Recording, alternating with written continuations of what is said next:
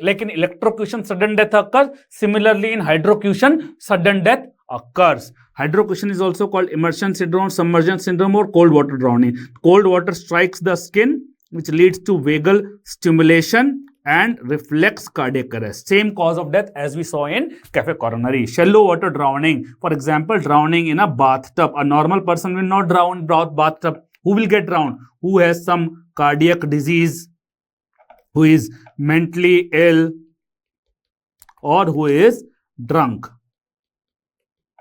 Okay. Now, we have signs of antemortem drowning. There are around 8 signs of antemortem drowning, and then we have signs of immersion. There are around 2 signs of immersion. Signs of immersion will be positive in both antemortem drowning as well as postmortem drowning. So, let's discuss the sign of antemortem drowning. The sign of antemortem drowning is the best. So, the first sign is the best, and as we go below, the accuracy of sign starts decreasing. So, this is the best sign. Grass or wheat tightly held in sand. This is cadaveric spasm, as we discussed earlier. Second is froth of drowning is also, it's the second best. It is also very good sign. Here, froth can be seen in many other conditions, but in drowning, the froth is much more large in amount, is persistent. You wipe away the froth, but it will come back. It's fine, made up of very, very small bubbles. It can't be broken by a needle. It is whitish, but sometimes bloodstained because of the arterial rupture. Leathery and tenacious. Tenacious means thick. They can be picked up with the needle like a thread. They can be picked up with the needle like a thread. Okay, emphysema, aquosum. Emphysema means air, aquosum means water. So both air and water are going inside because the person's respiratory efforts increase because he tries to save himself. So that is called emphysema, aquosum. The lungs become very heavy, overinflated because they increase in size. So there is indentation of the ribs, and because the respiratory efforts increase, there is violent mixture of air and water. So froth formation occurs, and the margins you can see overlap over each other because they have become large in size. Emphysema, aquosum occurs when the person is conscious. In case of an unconscious person, edema, aquosum occurs. Only some water goes inside without the formation of froth. Okay, then fourth sign is presence of mid etc. in respiratory passages, especially in the terminal part. That means person would have inhaled it. That's the reason the same muddy water is going into the terminal part. Then we have hemorrhages. Please remember this hemorrhage. This hemorrhage is Peltoff hemorrhage. Peltoff hemorrhage, which is other two hemorrhage. Peltoff hemorrhage is a larger hemorrhage. You can see this is larger. The other two are petechiae or Tardieu spots. Tardieu spots like this. Okay, so the Peltoff hemorrhages are and petechiae are pinpointed. The Peltoff hemorrhages are seen only in lungs and only in drowning. Petechiae are seen in multiple places and multiple conditions. Multiple places, like wherever the vessels are, veins are loosely supported. For example, scalp, face, conjunctiva. Okay, lungs, epicardium. Okay, all those places. And then multiple, wherever the blood vessels are loosely supported. Multiple conditions, for example, they can be seen in multiple asphyxial deaths, but not in drowning. But not in multiple asphyxial conditions like compression or not, but not in drowning. They can be seen in certain diseases, for example, congestive heart failure, because in congestive heart failure also there is an increase in venous pressure. Okay, so this we have discussed. Fifth point is Peltoff hemorrhages. Then diatoms are microscopic unicellular algae. Their cell wall is made up of silica which is acid resistant. Okay, so their detection tells the person would have been alive. The other two signs are not very good. Presence of same muddy water from where the body is recovered. Suppose the same muddy water is found in stomach or intestine, but sometimes it can go even after death, so not a very good sign. In Gettler's test, we look at the chloride ion concentration difference between left side of heart and right side of heart.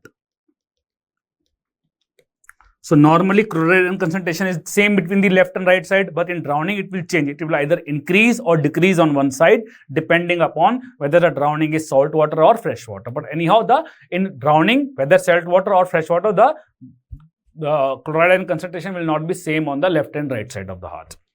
Okay, now coming to these were the 8 signs of antemortem drowning. Now coming to the signs of immersion, there are 2 signs. Number 1 is cutis and serena. It occurs due to contraction of erector pili muscles. Okay, they can contract in living person due to cold water. They can contract after death. They can contract due to rigor mortis. Number 2 is washer woman hand or feet. So what happens here is, first is there is wrinkling. As we all know, whenever we put our hands in water, the wrinkling occurs. After that, what happens is water will go inside. This is called soddening. So soddening, you can see swelling due to water going. The hands become swollen because of the water going inside, and then you can see bleaching will occur. Bleaching. The hands will become white. And after that, finally, there will be degloving. Or you can say simply peeling. Peeling will occur. Peeling. The skin will come out. So wrinkling is the first thing. It occurs in about 3 hours. Soddening in 12 hours. Bleaching in 36 hours. Peeling in 72 hours. How do you remember? 3 multiplied by 4 is 12 hours. 12 multiplied by 3 is 36 hours. 36 multiplied by 2 is 72 hours. Okay. Now, coming to injuries, please remember there are 2 kinds of BNS or earlier IPC which were related to injury. One is offenses affecting life and other is hurt and grievous hurt. For the offenses affecting life, as I told you, here you have to remember the sections from 100 to 110 BNS are the various sections for offenses affecting life. Here you remember 2 important ones. Definition of murder is given in 101 BNS. Punishment for murder is given in 103 BNS. Okay, for hurt and grievous hurt, you remember that 114 BNS gives the definition of hurt. 116 BNS gives the definition of grievous hurt. So let us discuss the various clauses for grievous hurt. Most of the content remains same. There is a minor change that I will tell you. Emasculation is inability of a man to perform sex. For example, injury to sacral vertebrae. Then permanent privation of either eye or privation of either ear. Privation means loss. Please remember, partial but permanent loss in vision or hearing is a grievous hurt or not? It is a grievous hurt if it is a permanent loss. So even partial loss is a grievous hurt if it is permanent. If the injury is healed by surgery, for example, keratoplasty, then will it be a grievous hurt? Still it will be a grievous hurt. Healing by surgery, even if something heals by surgery, that's a grievous hurt. If something heals on its own, healing, then it is not a grievous hurt. But if something is healing by surgery, that's a grievous hurt. Privation of any member or joint or destruction of permanent impairment of power of any member or joint. Member basically means any body part with some distinct function. distinct function. And if we have to practically, it is referring to limb. Practically, it is referring to limb. So either there is a loss of limb or the limb is not able to function. Either there is a loss of limb or limb is not able to function. Sixth is permanent disfiguration. Please remember, in some of the cases the word permanent is there, in some of the clauses the word permanent is not there. That you have to remember. Disfiguration of head or face will be grievous hurt only if it is permanent. So abrasion, not a grievous hurt. Contusion on face, not a grievous hurt because they will not leave any scar mark. Laceration on face and incised wound on a face will be a grievous hurt because they will leave a scar mark. Fracture or dislocation of a bone or tooth. Here permanent word is not real. Even a minor simple fracture is always a grievous hurt. Now, eighth clause has three subclauses. Any hurt which endangers life. This is called dangerous injury. Dangerous injury. For example, cut throat injury. Okay. So here person can die immediate. Person can die very soon. That is called endangers life.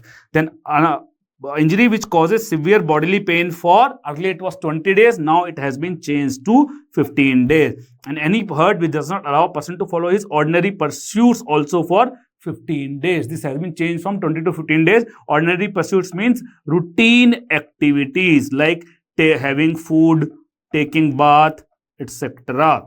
Mere admission in hospital even for more than 15 days is not a grievous hurt. Only admission is not sufficient. He should either be in severe bodily pain or he should not be able to follow his ordinary pursuits for 20 days. Now, abrasions is of four types: scratch abrasion, graze abrasion, pressure abrasion and impact abrasion. The first two abrasions occur due to horizontal force. The below two abrasion, pressure and impact abrasion, occur due to perpendicular force. So horizontal force is like this, perpendicular is like this. Scratch abrasion has only length, minimal breadth. So like this. It can occur due to some pointed object.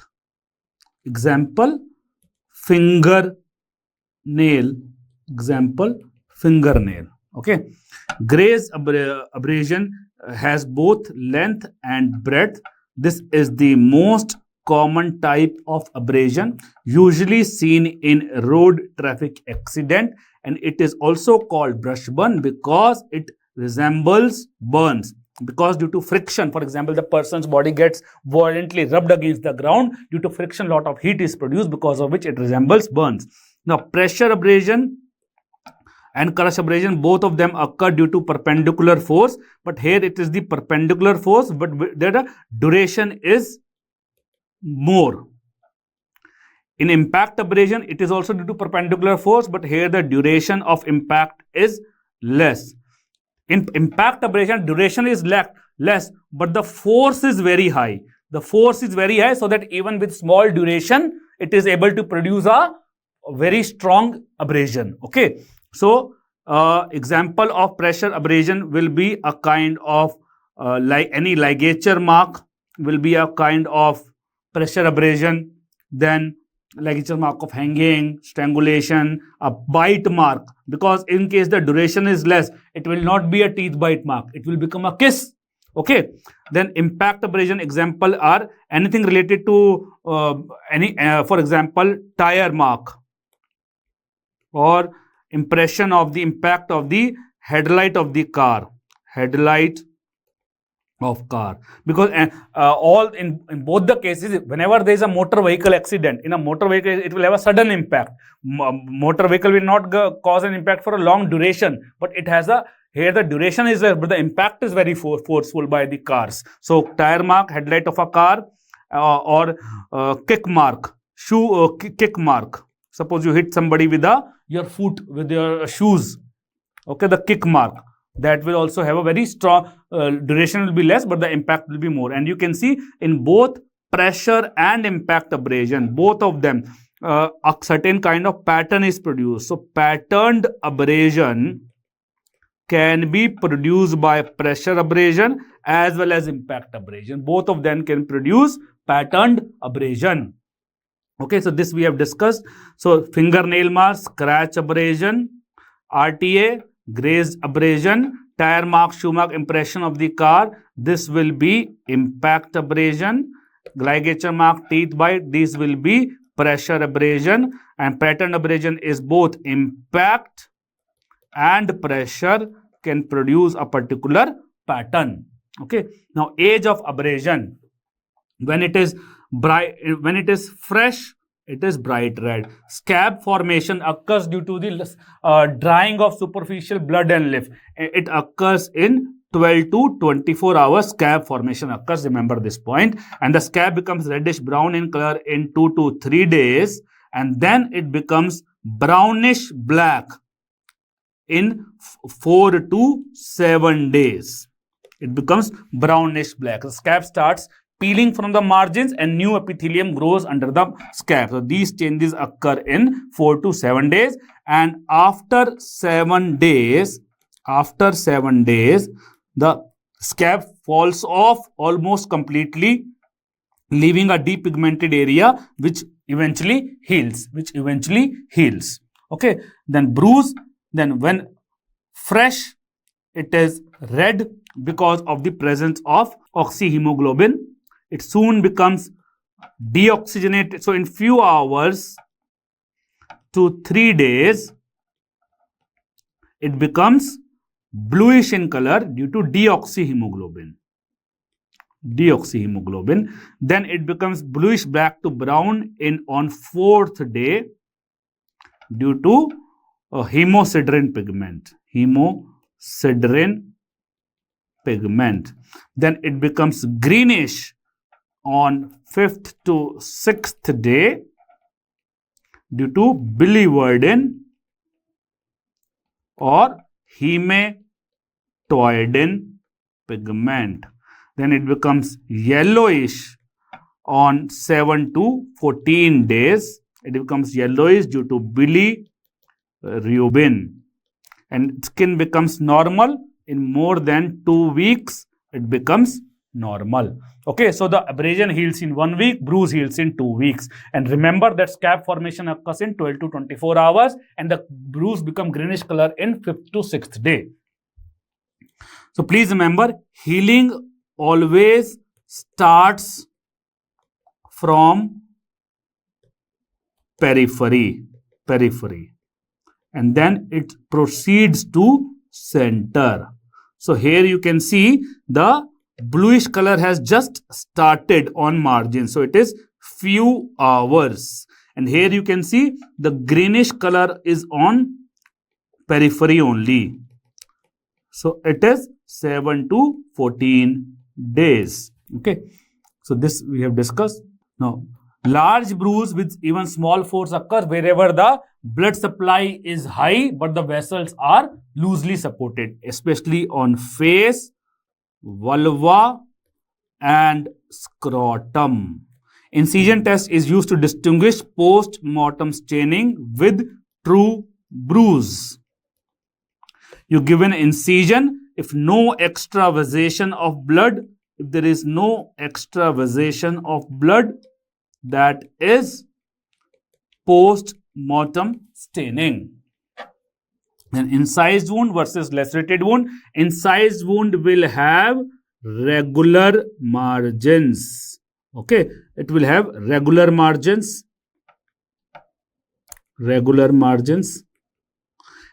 Lacerated wound will have irregular margins. Incised wound will be clean cut. Lacerated wound will be having tissue bridges. So these are tissue bridges going from one end to another, and there will be tissue bridges.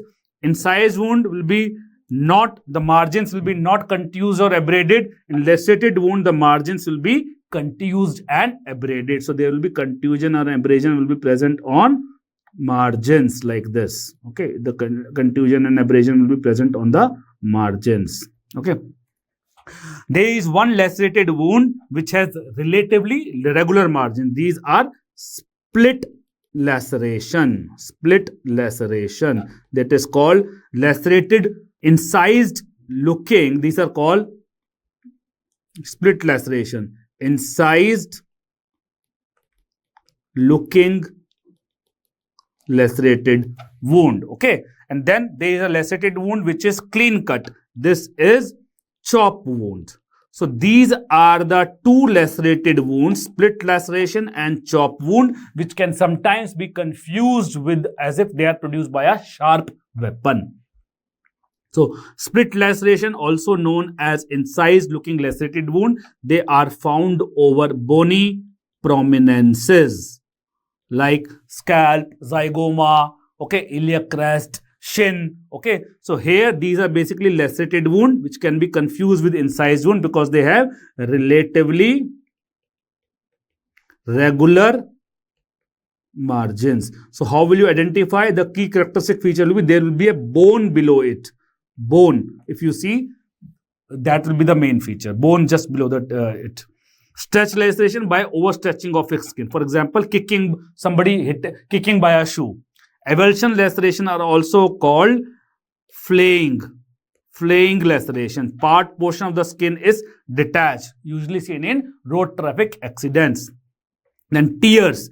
Tears is by any hard, irregular, blunt object. For example, doorknob, stone.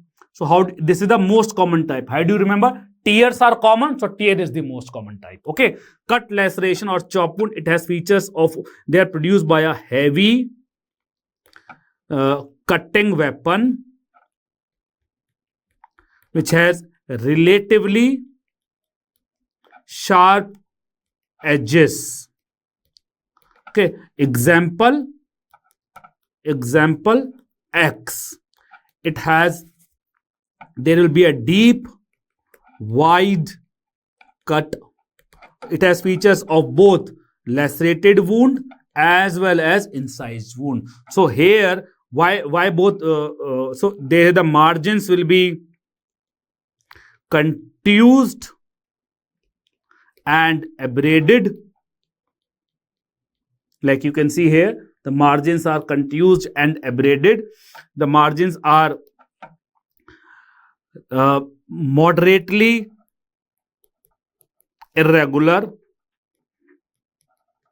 but wound is clean cut. Okay, so whenever you see a deep wide wound, always think of chop wound or cut laceration, commonly asked in your exams. Okay, stab wound, incised wound is whose length is more than depth. Stab wound is whose depth is more than length. Okay, like this. So please remember wedge shape, fishtail and teardrop. These three things you can see one end is sharp, one end is pointed, but other end is not pointed.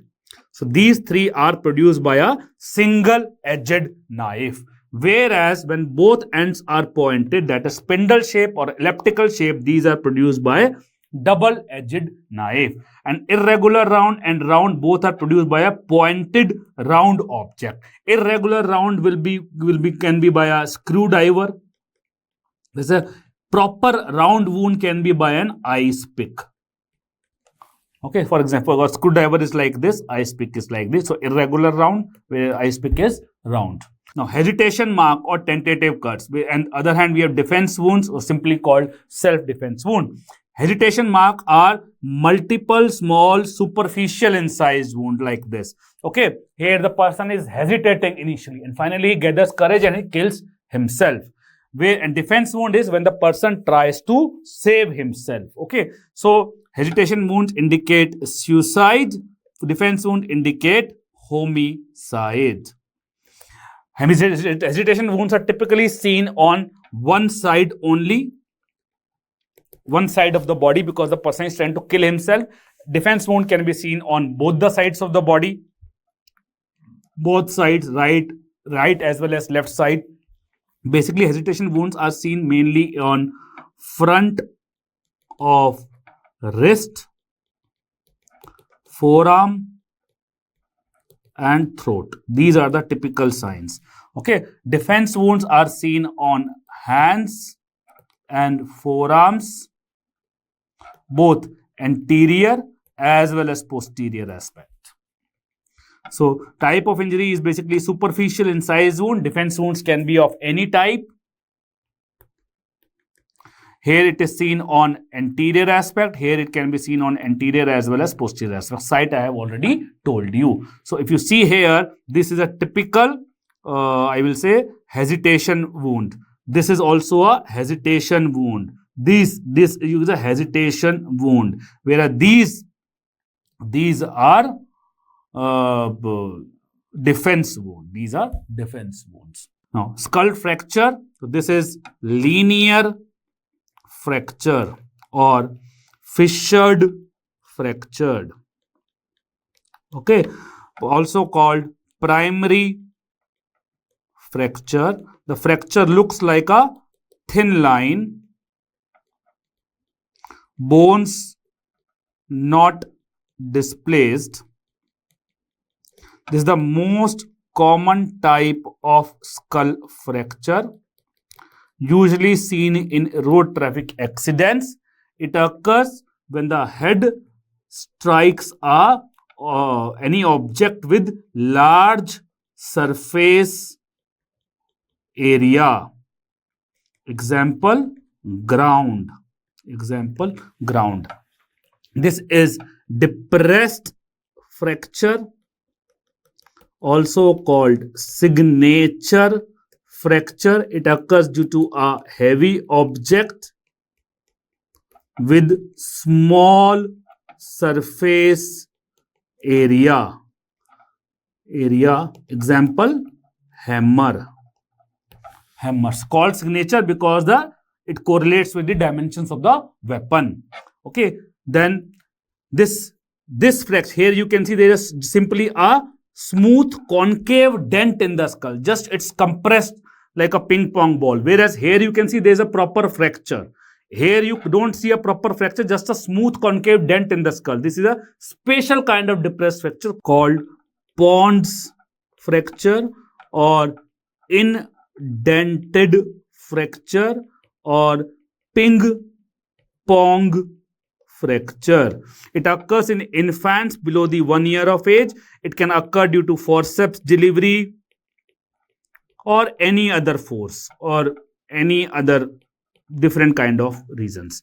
What is injured is basically here it is a benign fracture. That means most things are intact. Most things in the head are intact. Meninges are not injured. Brain is not injured.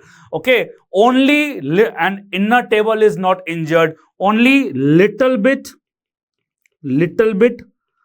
thin fracture of outer table may be seen. Only little bit fracture of outer table. Nothing else is injured. No inner table fracture, no meninges, no brain injury, and the only little bit fracture of outer table, and that is so thin can't even be seen by radiologically. Okay, here you can see a part of thickness of the bone is removed. This is called gutter fracture. Going like this, gutter fracture. It occurs due to a bullet passing adjacent to skull. Bullet passing adjacent to skull, this can occur. Then here you can see there's a fracture line which separates the suture. This is called diastatic fracture or sutural fracture. It occurs in children below 3 years. Then fracture around foramen magnum is a ring fracture. It occurs due to fall from height when the person falls either on the feet or buttocks, so that the force goes upward like this. Okay, then here you can see base of the skull is divided into anterior half and posterior half. So the skull moves like a hinge. So this is called hinge fracture or a motor cyclist fracture. It occurs due to a person driving on the bike, falling on side instead of front.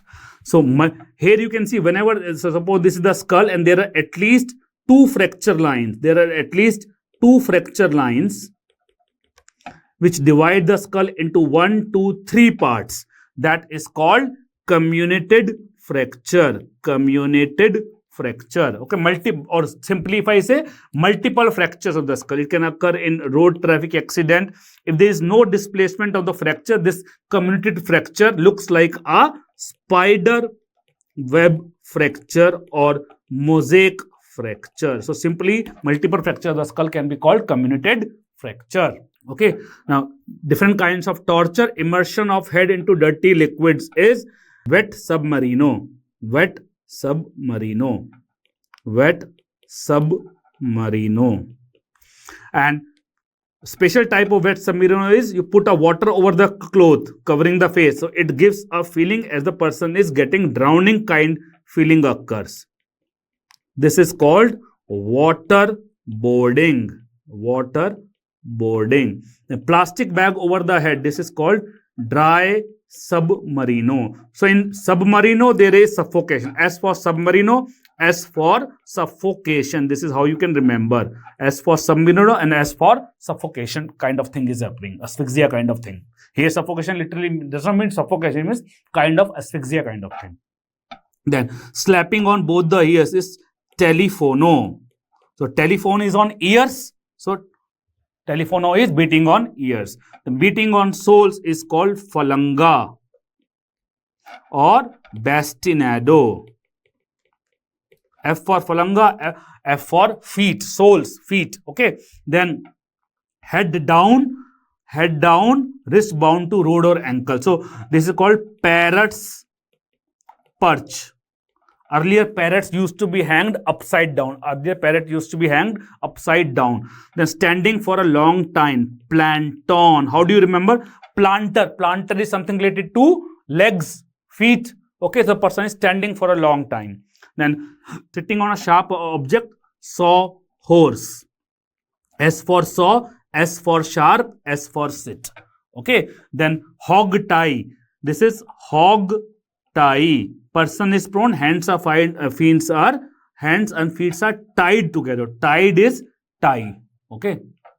Then heavy wooden logs rolls on the legs. This is called ghotna.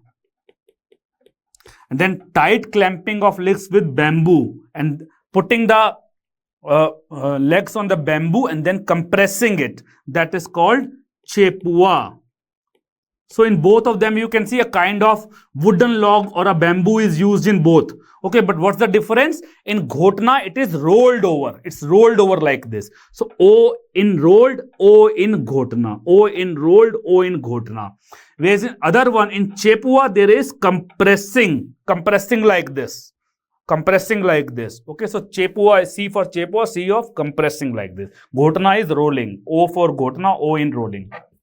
Then heated metal square inside the anus. This is called black slave. How do you remember? Anus is black, so this is black slave. Something related to anus is black slave. Then this is electric current can be given. So the electric current is given like this. This is called cattle prod. Why? Because typically this instrument is used to give small current to the cattle so that they move in straight line. They don't go here and there. When similar current can be applied to the genitals, nipples, etc. when it is called cattle prod. Okay. So now let us start with bomb blast injuries. It's of 4 types: primary blast, secondary blast, tertiary blast and quaternary blast injury. The primary blast injury occurs due to high pressure wave. Okay, wave. Okay, so please remember, there is no external injury and there is only hollow organs injured. Solid organs not injured. Solid organs like liver, etc. not injured. So in air blast, the most common organ injured is tympanic membrane, followed by lungs, followed by GIT. In underwater blast, the most common organ injured is GIT. Okay. Secondary blast injury occurs due to flying of small objects like pieces of stones, bomb fragments, okay, etc. There are multiple small abrasions contusions and lacerations all over the body. This is called Marshall's triad, also called peppering. Please remember, most deaths occur due to secondary blast injury.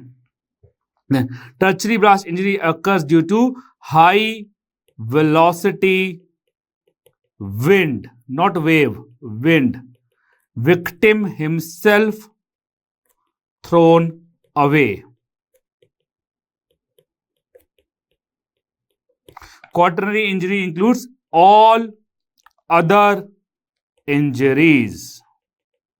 Okay, example: injuries due to flash burns, injuries due to respiratory gases, injuries due to traumatic asphyxia due to building collapse. Okay, all these will be included in quaternary blast injury. Firearm injury is very important topic. Please be attentive. Basic features of firearm: the outer end is called muzzle end. Okay, the posterior end is called breech end.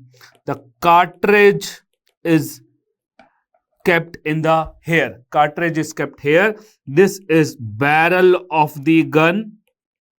Okay, long hollow metal cylinder, and this is stock, just to provide support. On basis of rifling, two kinds of firearm.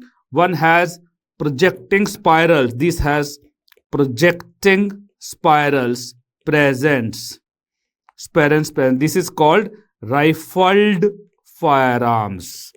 And no projecting spirals. If the projecting spirals are not present, these are called smooth bore. So two types, smooth bore and rifled firearm. So projecting spiral, you can say the projecting part is called land and the adjacent part is called groove. Okay. So if we look at the cross section of a rifled firearm and a smooth bore firearm, the rifled firearm will have something like this. The projecting part will be called lands. Adjacent part will be called groove. Distance between two opposite lands is called caliber. It is the diameter of rifled firearm. In a smooth bore, it will be simply like this, and here the diameter is called bore. Okay.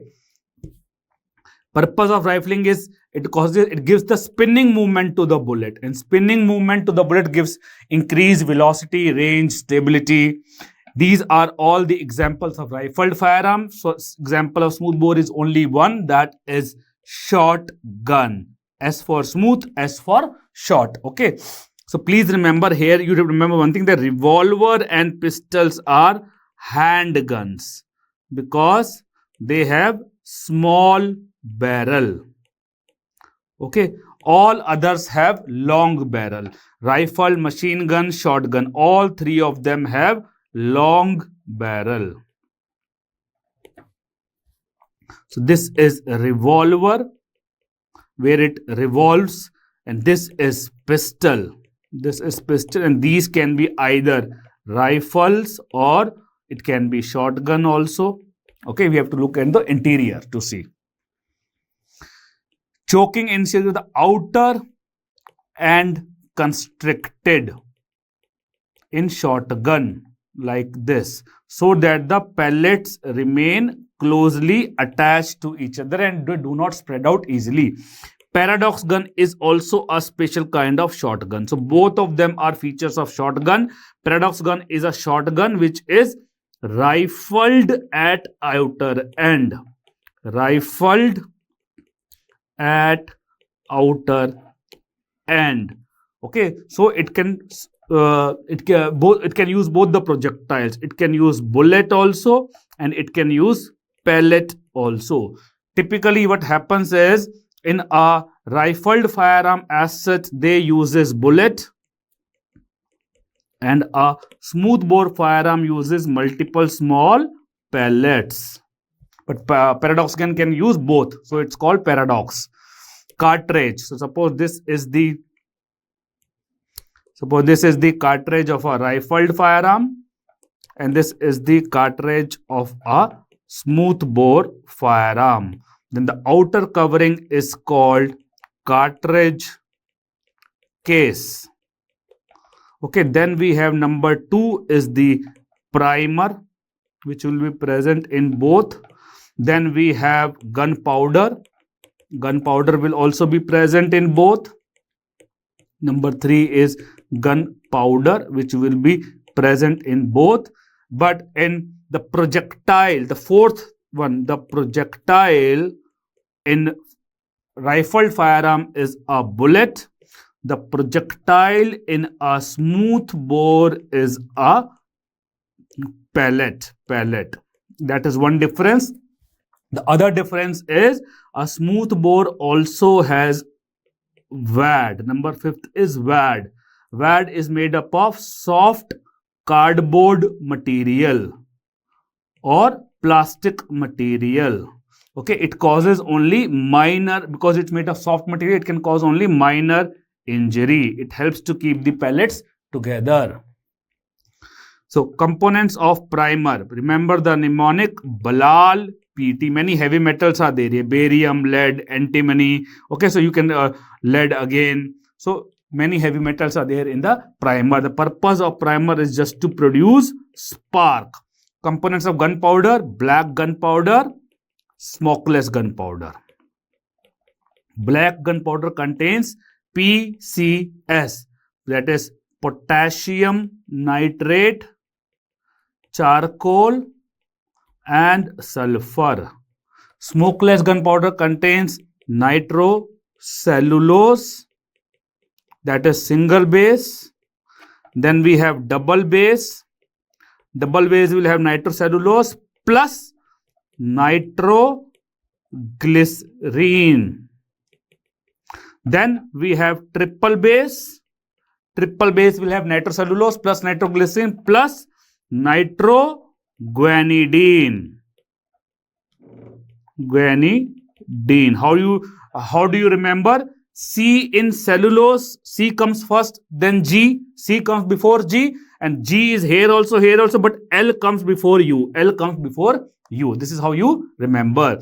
Then features of firearm entry wound is GASBT, gas BT. It goes like this, gas BT. So grease collar is the innermost,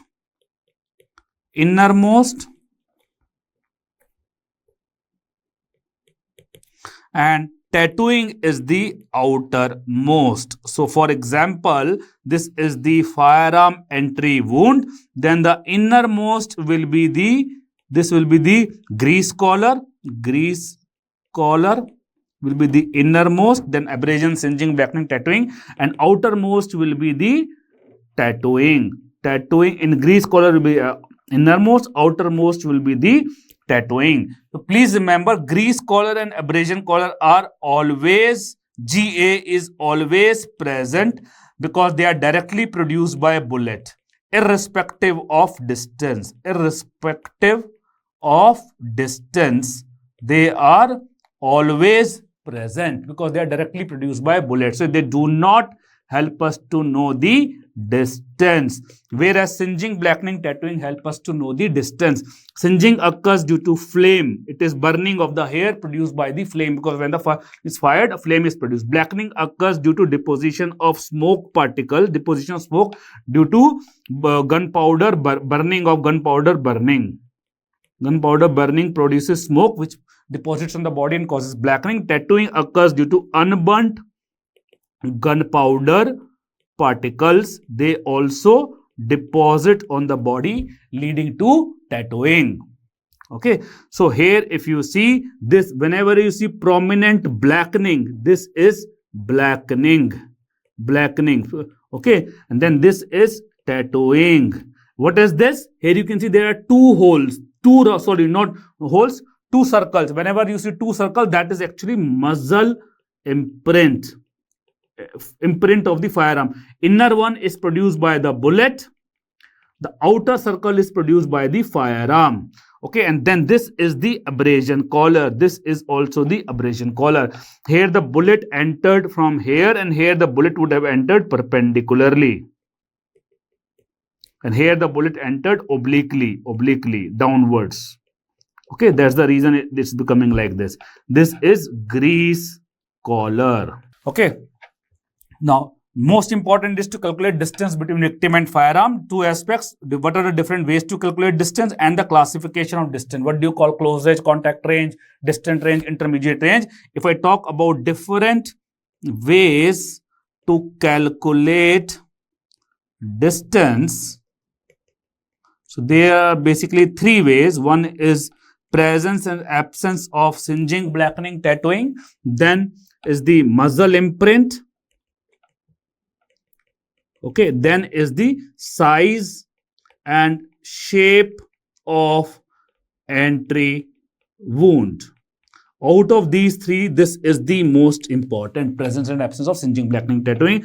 If you have to calculate, to classify the distance, it will be contact, slightly far close, then intermediate, and then distant range. No need to remember any value, just remember in a subjective way.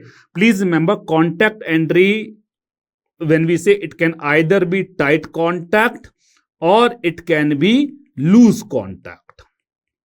So loose contact, I am writing with close contact because loose contact will have features same as that of close contact, because when there is a loose contact, then the gases will move outside. They will deposit it around the wound. Close contact is also called near contact. It is also called point blank. So these are the different terminologies you remember. Whereas intermediate range is also called near range or medium range. So please remember that near contact is different, near range is different. In contact entry, now suppose this is the firearm entry wound, then here singeing, blackening, tattooing will be present, but only on margins, just on the margins. Okay, for example, like this, it will be present little bit on the margins. Whereas in close contact, singeing, blackening, tattooing will be present properly around the margins. Properly around the margins. For example, if this is the firearm entry wound, you will see lot of blackening like this.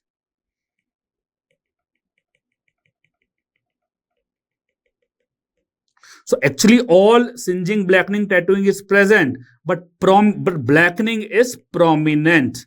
Blackening will be prominent. Singeing and tattooing will be seen. If you wipe away the blackening, then what will remain is, then you will be easily able to see the singeing and tattooing. Intermediate range, we have only tattooing. So suppose this is the firearm entry wound, then tattooing will be present like this, only tattooing. Okay, distant range will have neither singeing nor blackening nor tattooing. So it will be simply like this. Okay, and one more thing, this muzzle imprint will obviously be present only in case of tight contact wound. Tight contact wound. So sometimes contact entry wound can appear like this. There is one hole and then there can be outer hole. That is the muzzle imprint, and then small blackening here. Okay, sometimes it can appear like this also.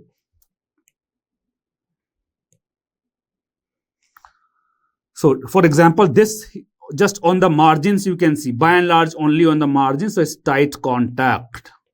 This is muzzle imprint can be seen, so tight contact. Here, whenever you see prominent blackening, that will be close range. This is intermediate range.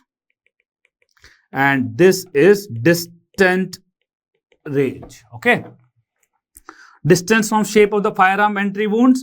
Now, these features which I have told, this is which I am telling here, what I have told, distance classification based on singeing, this I am telling you based upon the, here I am considering singeing, blackening and tattooing. Presence and absence of singeing, blackening and tattooing. This is applicable for both rifled arm as well as smooth bore. Please remember, this is applicable for, this concept is applicable for both rifled arm and smooth bore.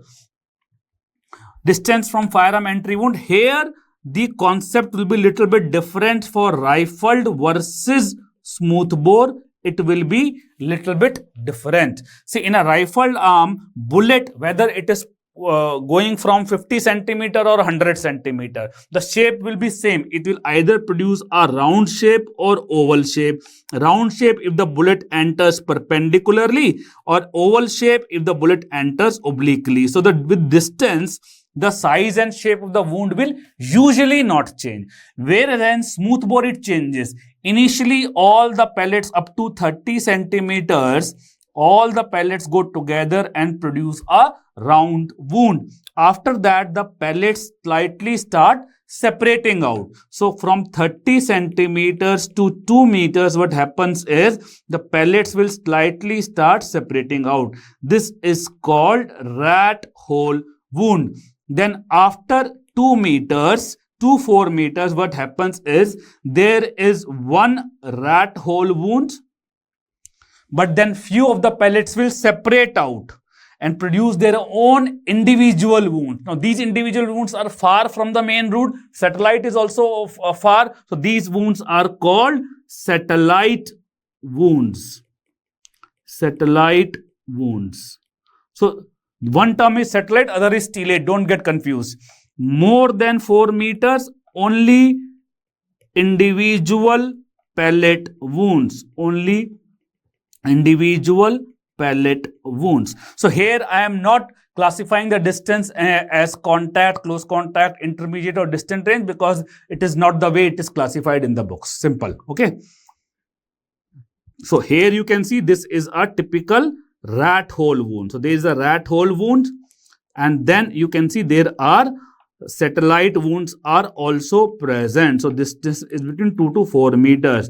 Here you can see only individual pellet wounds. So this distance is more than 4 meters. Now please remember, this is a special scenario, okay, applicable to both rifled arm as well as a smooth bore. In case of a contact or close contact over the head, a special kind of entry wound is produced. Special entry wound shape. The entry wound shape is very different. What happens is, if the firearm is in contact or close contact, in both the cases, lot of gases along with the bullet or pellets, a lot of gases also go inside the skull. These gases do not get enough space to expand, so they produce an outward force which can lead to large cruciate shaped or stellate shaped wounds. And sometimes if the amount of gases is too high, then complete bursting of skull can also occur. Complete bursting of skull can also occur if the amount of gases is too high. Please remember, usually bursting of skull is more common in smooth bore. Why? Because amount of gases are usually more in smooth bore. So stellate shaped wounds will more be seen in rifled arm. Okay. So please remember, this is a special scenario, and in this special scenario, the entry wound looks similar to exit wound. Normally entry wound is small, exit wound is large, but this scenario is an exception where the entry wound becomes large and it looks similar to exit wound. So please remember, in case of a wound is in case of contact or close contact over the head, what special kind of wound will be produced? Something like this. This can be produced, or bursting of the skull. It can occur in both contact and close contact. It can occur in both contact and close contact. So here what you will see is how will you differentiate? Here will be blackening just on the margins, and here there will be proper blackening around the wound. Okay, that will be the difference. That will be the difference. Okay. Now coming to the types of bullet. So in both the cases you can see the mushrooming of the bullet has occurred. Okay. So you can see in both the cases these are expanded. In both the cases mushrooming of the bullet has occurred. This is called mushroom bullet or dum-dum bullet. Dum-dum bullet. In both the cases, the bullet expands. The bullet expands on hitting the target, which leads to greater damage. Greater damage. But the mechanism is different. Here, the expansion is occurring because there is a hole. There is a hole in the front. Pit in the front of bullet. This is called hollow point bullet. And here it is occurring because this point is exposed. Front of the bullet is exposed, uncovered. Okay, this is called soft point bullet. Soft point bullet. Okay, so both are two different types of mushroom bullet or dum-dum bullet, which expands on hitting the target. Then frangible bullet, which fragments into multiple small pieces on hitting the target. That is called frangible. F for frangible, F for fragment, which produces fire on hitting the target. That is called incendiary bullet. Incendiary bullet. It contains phosphorus. Okay, so fire will occur because of phosphorus. Then when the path of the bullet can be seen, that is called tracer bullet. And the bullet which deflects on hitting the target, that is called ricochet bullet. Okay. Then, so here you can see photograph number 1 and photograph number 2. In both the cases, 2 bullets will come out. Both the cases, 2 bullets will come out. But the mechanism is different. In first one, this was the first bullet which initially did not come out. Did not come out initially. Why? Because there was a faulty firearm. Initially did not come out. When the firearm was fired again, then both the bullets came out. Then both the bullet faded out. So this is because of the faulty firearm. So here what is going to happen is these 2 bullets which are coming out, this is called tandem bullet, or also called piggyback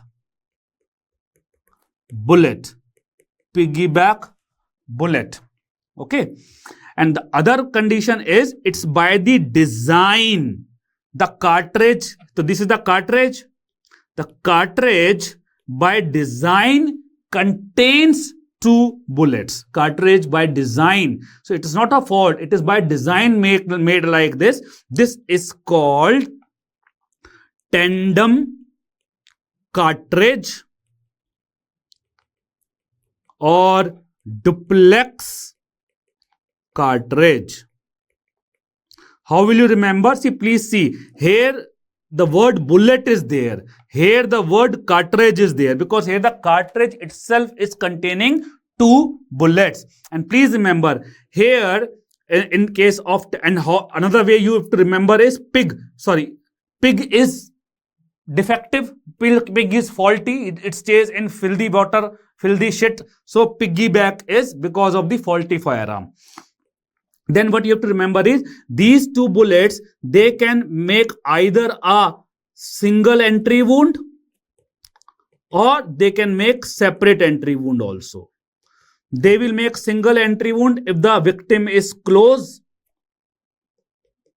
If the victim is far, then they will make separate entry wound. Why? Because these 2 bullets initially to some extent will go one after the another, and after that they will just separate out, because these are not stable bullets, they are due to fault. So initially to some extent they will go together, and after some point they will separate out. So if the victim is close, they will form single entry. If the victim is far, they will produce two separate wounds.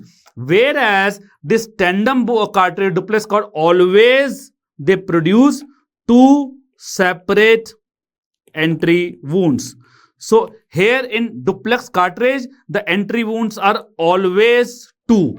Whereas in tandem bullet, the entry wound can be one or two. One if the person is close, two if the victim is far. Why two separate entry wounds? Because here you can see the bullet is little bit placed like this. So this, when the bullet come out, this will go like this, and this will simply go like this. Okay, the bullet are not placed exactly in line. They are placed not, their bullets are not placed exactly in line, so that they produce two separate entry wounds.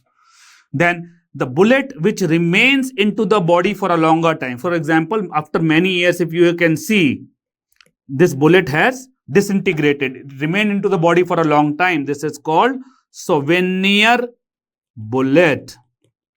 It can cause lead toxicity, because bullet is produced for a bullet is made by lead. Okay, then the bullet which moves, you can see this, so bullet going like this, like this, like this, like this. When the bullet is, so when the axis of bullet, when the bullet is moving irregularly, ultimately the bullet is going like this, but the axis of the bullet is changing. So that is called yawning bullet. This is called yawning bullet. But when the bullet rotates end to end, for example, initially it's like this, then becomes like this, then like this, then like this, then properly like this. So rotating end to end. From here it has gone like this. This is called tumbling bullet. Tumbling bullet. So how do you remember? Yawning and tumbling are similar. How do you remember? One can yaw. Yawning can occur at any time. Yawning can occur any time. So yawning bullet moves irregularly. Okay. Now classification of thermal injuries. They can be injuries due to cold, injuries due to heat, then electrical injuries and lightning injuries. So let's discuss some temperature cutoffs. Normal body temperature, as we all know, is 37 degrees Celsius or 98.56 degree Fahrenheit. Hypothermia is below 35 degrees Celsius, or you can say below 95 degree Fahrenheit. Severe hypothermia is below 32 degrees Celsius. Death occurs below 28 degrees Celsius. Then trench foot occurs if the environmental temperature is between 5 to 8 degrees Celsius, and frostbite occurs when the temperature is below environmental temperature is below minus 2.5 degrees Celsius. Minimum environmental temperature to produce burns is 44 degrees Celsius. Heat stiffening, body temperature, for heat stiffening the body temperature is usually more than 65 degrees Celsius. Scalds occur when there are hot liquids above 60 degrees Celsius. Above 60 degrees Celsius. Autopsy finding in hypothermia death. So what happens is there is multiple things occur. There is Vishnevsky spots. Vishnevsky spots in stomach. These are black spots. Black spots occur in stomach. Okay. Then there is paradoxical undressing. Though the person is feeling very cold, but he starts removing his clothes because of the mental illness. That is called paradoxical undressing. Then there is terminal burrowing. Hide and die syndrome. Hide and die syndrome. Person goes to some closed spaces like behind the almirah and dies over there. Then there is cold arrhythmia, also called frost arrhythmia. Okay. Then multiple hemorrhages. multiple hemorrhages occur, especially in the synovial joint, synovial membrane. Synovial membrane. Pancreatic hemorrhages can also occur. Pancreatic hemorrhages. And the post-mortem staining becomes bright red in color. Post-mortem staining becomes bright red in color. And local effect. Chilblain, it's not a freezing injury. Trench foot is not a freezing injury. Frostbite is a freezing injury. Environmental temperature, chilblain can occur with mild cold. Frostbite occurs when the environmental temperature is 5 to 8 degrees Celsius plus cold water.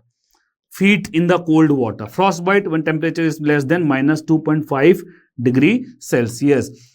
So in all, basically the extremities are affected. So in chilblain, NEFT, nose, ear, because these are small, finger, toes, so less blood supply, hair also neft. And trench foot requires feet immersion in water. So as the name suggests, it occurs in feet.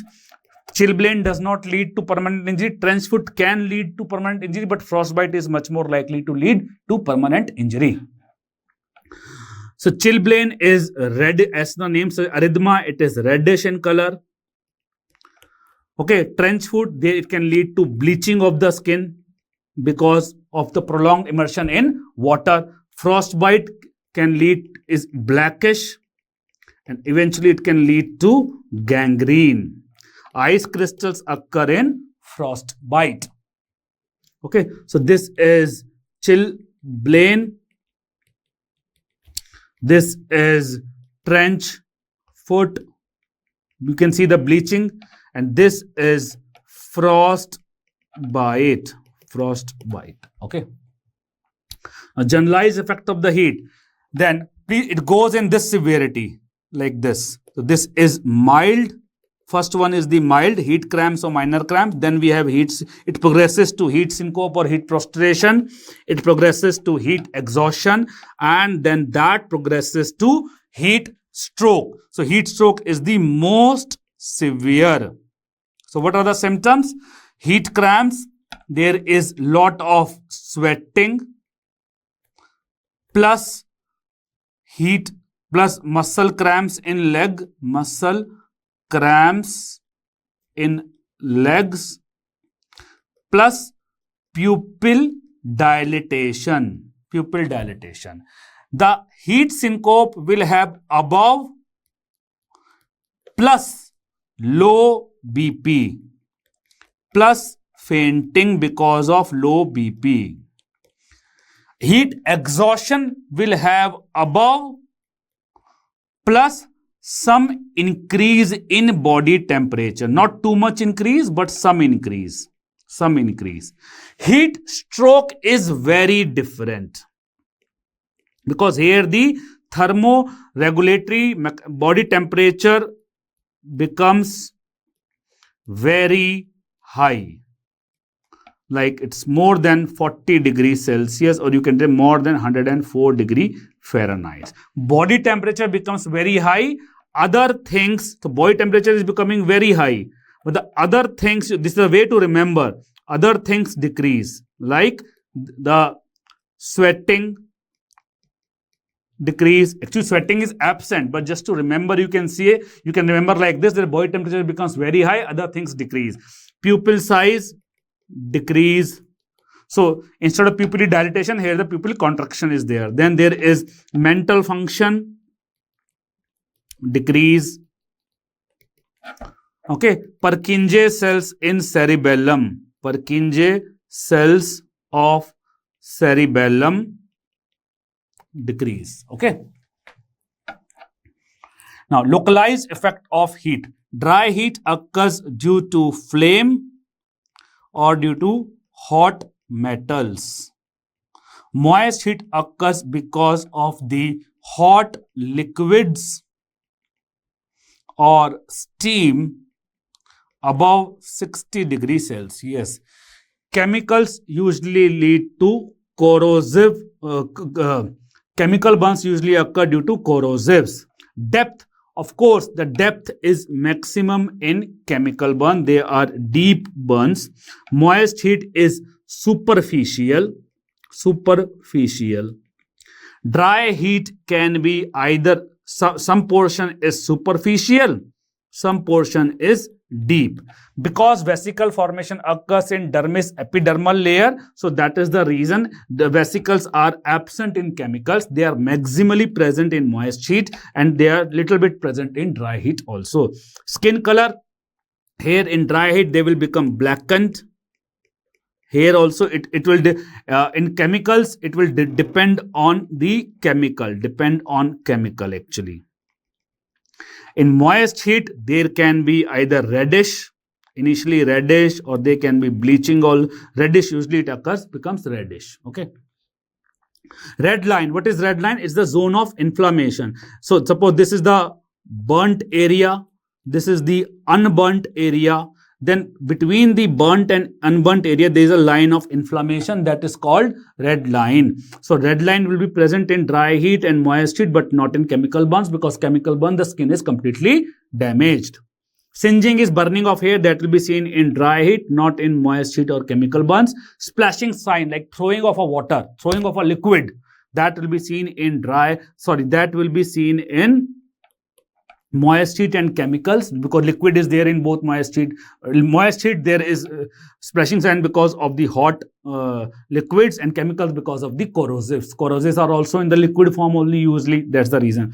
Scar formation can occur in dry heat, it does not occur in moist heat, and it can occur more frequently in chemical burns. Now, EDH due to heat versus trauma. So both are EDH. This is also EDH. This is also EDH. But what's the difference? This is EDH because of the heat, and this is EDH because of the mechanical force. So the cause in EDH due to heat hematoma is heat leads to expansion of blood. The blood expands, which leads to rupture of small bridging veins. Okay. Where traumatic EDH occurs because of the rupture of middle meningeal artery. So heat will have effect everywhere, here also, here also, here also. This is how you can remember. It is bilateral. Mechanical trauma will have only at one side, is unilateral, because dura is attached to the sutures. So that's the reason the hematoma does not goes to the other part of the brain, because dura is attached to the suture. So it crosses because it is separately, hemorrhage is occurring here also, here also, here. The heat effect of the heat is everywhere. It is not crossing. Here you can see because of the effect of the heat, there is gases produced. Because of the gases, there will be gas bubbles will be there. Whenever gas bubbles are there, that is called honeycomb appearance. That is, whenever gas bubbles are there, that is called honeycomb appearance. Traumatic EDH will be smooth. Traumatic EDH will be smooth. Okay, EDH due to heat will cause the clot to become friable. Because of the heat, the clot will be friable, easily breakable. Traumatic EDH will be jelly-like. Skull fracture can occur in both. Brain injury will basically occur in traumatic EDH. In EDH, in heat hematoma, due to it will be by and large intact, because brain is protected inside the skull. Okay, only if the person will keep on burning very late stages, it will get burnt, but otherwise it will be intact. Carboxyhemoglobin in hemoglobin will occur in heat hematoma, not in the traumatic EDH. Now, coming to the electric burns. Electric burns is basically of three types. So here you can see this is the Joule burn. This is the spark burn, also called flash burn. And this is the crocodile burn. Okay, please remember one thing. Joule burn is the electric contact burn, when there was actually a contact between the electric source and the hand. Here, as in spark burn and crocodile, these two, there is a gap. There is a gap. Contact is not there. So in Joule burn, how does the Joule burn looks like? There are three things you remember. There is a number one, a shallow crater is there. Shallow crater. For example, here you can see this is the shallow crater. Good. Small pit is produced. Shallow crater. Okay. This crater is usually it is pale, but it can become black also if the contact is prolonged. If the contact is prolonged, then it can become black also. Otherwise, usually it is pale. So, for example, here you can see it has become black here.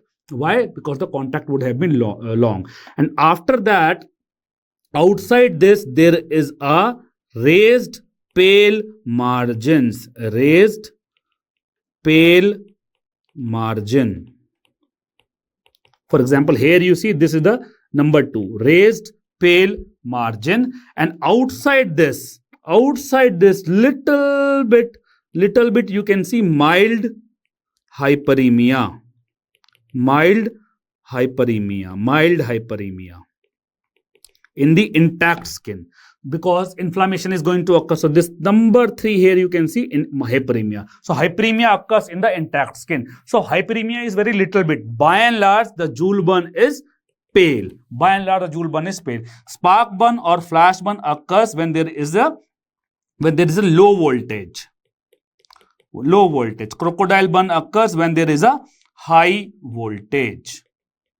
Okay, flash burn occur. How do the flash burn looks like? There is a brownish hard nodule due to melting of the keratin. Keratin melts due to heat and then it's converted to a hard nodules. Crocodile burn is nothing but multiple. It is actually a multiple spark burns because of the high voltage. So Joule burn is also called endogenous burn, because here the electrical energy is converted to thermal energy inside the body, whereas spark burn and crocodile burn are exogenous burn, because here the electrical energy is converted to thermal energy outside the body.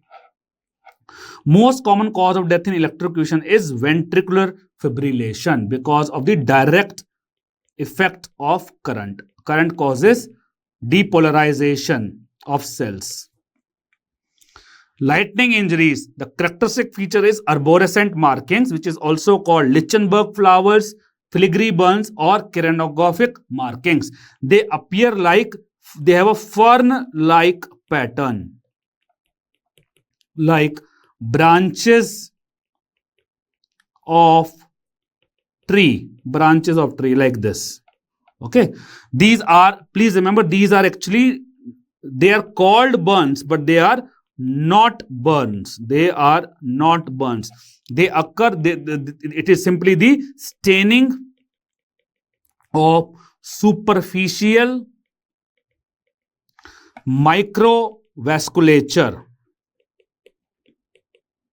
by hemoglobin, because the current, as the lightning current, because the lightning current causes hemolysis of superficial capillaries, superficial microvasculature. So please remember, one important difference is I told you about marbling. Marbling follows the path of large vessels, whereas the arborescent markings, they are only microvasculature, which is everywhere. So no particular path, they are everywhere. Time of appear, if the person is, it appears within few minutes to 1 hour, it appears, and then it disappears. In 2 days, it disappears if the person is alive, because the body will clean up the hemolysis. If the person is dead, then it will remain as it is. Then obviously it will not disappear. Okay. Now coming to sexual offenses. So first of all, classification of sexual offenses. These are natural, unnatural, and sexual perversions. That is paraphilias. Okay. In natural and unnatural, there is actual sex, In sexual perversion, there is no sex, but person achieves sexual gratification by some other means, like beating the partner. Okay, so SG is sexual gratification. He achieves sexual gratification by some other means. In natural, it can lead to birth of the baby. Unnatural cannot lead to birth of the baby. So it is natural is normal peno-vaginal sex. Unnatural is other than peno-vaginal. For example, anal sex. Okay. The examples of natural sexual offenses are rape, incest, and adultery. Incest is sexual intercourse with a person related in blood. Example, brother, sister, etc.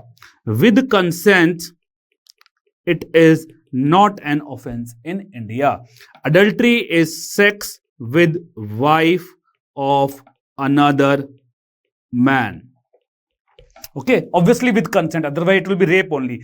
It is also, earlier it was an offense, it is also no longer an offense because it is done by consent. But it can be a ground for divorce, but it is no longer a criminal offense. It is no longer a criminal offense. Okay. Now, BNS section for sexual offenses, please remember 63 to 79 is the BNS for the sexual offenses. Here you differentiate into two. One is the proper rape, other is sexual molestation, etc. Other than rape. For example, groping a girl, okay, or misbehaving with a girl, something like this. So if rape, the sexual offenses are 63 to 73. And for sexual molestation other than rape, it is 74 to 79 BNS. Section for definition of rape, 63 BNS. Punishment for rape, 64 BNS. Minimum punishment is 10 years. And if the age of the girl is below 16 years, then the minimum punishment is 20 years. Minimum age for a girl to give consent for sex is 18 years. Below this, if sex is done even with consent, that will be called statutory rape. Even if it is done by consent, it will be called rape. Minimum punishment for rape, already told. This I have already told. 69 BNS is a very interesting factor included, and you can remember by the name 69 that if a man gives false promise of marriage and have sex with the girl, this is a new thing included, that will amount to around 10 years of punishment. Okay, so very dangerous sections now included.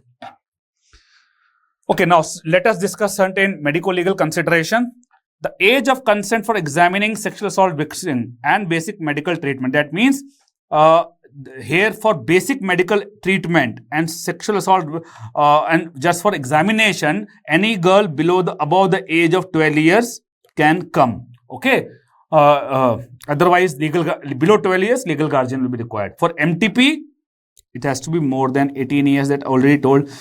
Should history be taken from a girl below 12 years or mentally disabled? Yes, always. History should always be taken. Consent is different, taking history is different. Please remember. If rape victim used to get examined, then informed refusal need to be documented. So otherwise, somebody can say that doctor did not do the examination deliberately. Only gynecologist can examine a sexual assault victim? No. Any registered medical practitioner. India does not have so many gynecologists. Okay, so any registered medical practitioner. Female doctor is mandatory? No. Male doctor can also do. Male doctor can also do with a female attendant or nurse. India do not have so many of female doctors. Treatment to be provided free of cost to sexual assault victim. Yes, the basic primary treatment has to be provided free of cost. Okay. Age confirmation of rape victims. Please remember, in case it is obvious adult, then the age confirmation not required. Whatever the woman says, that will be okay, because suppose it's obviously 30 years, 40 years, you need not do any. But in case there is a doubt or it's an adolescence, because then the punishment will differ. So, because if it's less than 16 years, punishment is more. Then, yes, confirmation is required. And here, the best method is by documents. Like Aadhaar card, PAN card, etc., date of birth certificate, 10th class certificate. If that is not available, if this is not available, if it is not documents, etc., not available, then you do radiological examination. History of past sexual behavior must be recorded, and vaginal examination should be done to confirm the same. See, many times the gynecologist can come to know whether the woman was very much active sexually in the past or not. By how? By she will, in case of a very active woman who is active sexually, her vagina will be dilated. Okay, hymen will be totally ruptured. Hymen will be ruptured even in the first sex, but the vagina will be dilated. Okay, and moreover, there was one test which used to be done, 2-finger test used to be done. That means if one finger is going inside the vagina, then means not habituated to sex. If only one finger is going. If 2 finger goes easily, then means habituated to sex. This is illegal. This is not to be done. Okay, Supreme Court has said this has not to be done, because we have to focus on the current incidents, not on the what has happened, what was the past sexual practices of the woman has no meaning, and that is derogatory to the girl. Police need not be informed. Does not always rape is a crime, so always inform police whether the girl agrees or not. Police must be present in examination room during consult. Never. Police should never be present during medical examination. A victim requests her relative may be present. Yes. Can doctor give the opinion if rape has occurred or not? No. Rape is a legal term. Doctor can simply write there is a history of recent violent sex. Something of that sort he can write. Absence of victims' injuries rule out sexual assault? No. Many cases the injuries are absent because the victim is too weak to struggle. Pulse speculum examination must be performed in young girls even if there is no history of penetration? No. Why? Because see, our examination has to correlate with the history. Pulse speculum examination in an adult female is easy, but in a young girl it's very painful, so unnecessary. We should not do it unless until there is a history of penetration. Anal swab should be taken even if there is no history of anal penetration? No. Again, the same reason. Genital swabs from the victim need not be collected if she reports after 96 hours of incidents. So please remember, if we talk about the forensic evidence in rape, it can be two types. One is on the body and other is outside the body. Example, clothes. Okay, on the body they are present only a maximum up to 4 days, that is 96 hours. After that, there is no point of taking any swab, anything, because they will be washed off. Nothing will be present. Unnecessarily, it will be coming to be negative. It will go against the victim. So, yes, need not be collected if she reports after 96 hours, because it is going to come out, most likely it is going to come out negative only. It will go against the victim. But on the clothes, it can be taken even for a long time, any time. In fact, any time. They remain preserved. Seminal stain, it will remain preserved on the clothes, not on the body. Cloth worn at the time of sexual assault need not be collected if she reports no. Clothes always collect clothes. This statement is wrong. Always collect clothes. Same clothes which she wore, she had to be collected. Okay. All pieces should be collected carefully together in one bag and labeled. No. Every piece separately. Every piece of cloth in a separate bag. Clothes should be packed in a paper bag.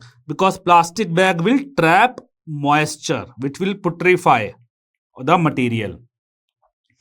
So you fold in such a manner that these stained and unstained area, they don't touch each other. They do fold in such a manner so that they don't, stained and unstained area don't touch each other. What if the evidence is wet? Please remember, any forensic evidence, don't preserve it wet because it will decompose. It has to be dried. But how will you dry it?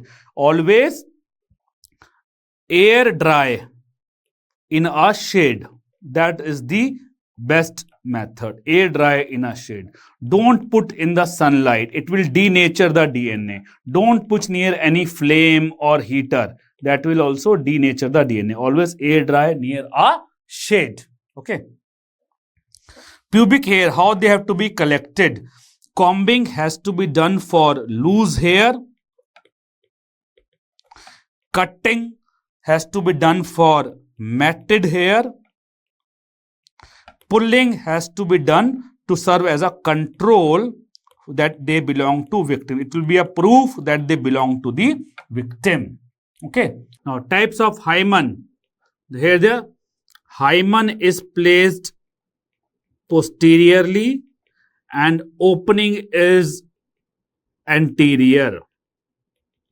This is the semi-lunar hymen, also called crescentic hymen. It's the most common type. Okay. Then this is central opening. This is annular hymen. Annular hymen. This is septate hymen. Two lateral openings. Multiple small openings. Cribriform hymen. Multiple small openings. Then very small opening. This is microperforate. Microperforate. Very small. No opening at all. Imperforate. Imperforate. And this is denticular hymen. Okay, also called fimbriate hymen.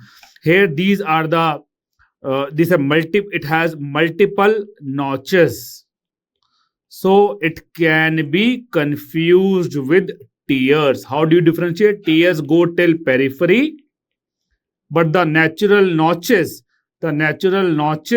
they don't go till periphery. Okay. Then tear of hymen occurs during the first sexual intercourse between 5 o'clock to 7 o'clock position, or you can say posterolateral position. Then it occurs at the time of childbirth. And there's a complete destruction of hymen occurs. Then it is called carunculae myrtiformis. Okay. Then this is glacier cane rod. It has a source of bulb. It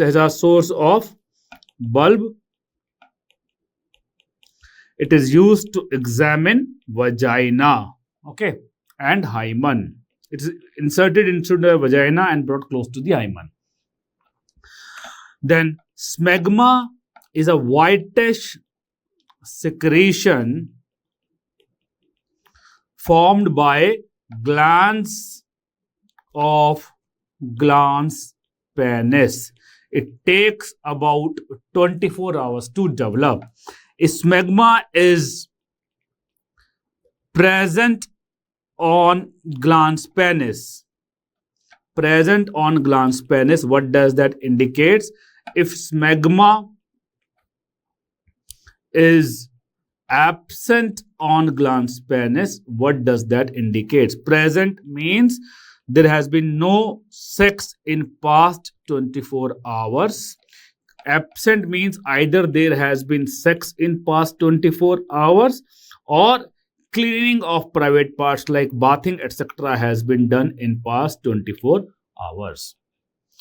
Stain used to detect recent micro injuries on genitalia are toluidine dye. Toluidine dye. Okay, vaginal epithelials on penis can be detected either by Lugol's iodine or by Pap stain.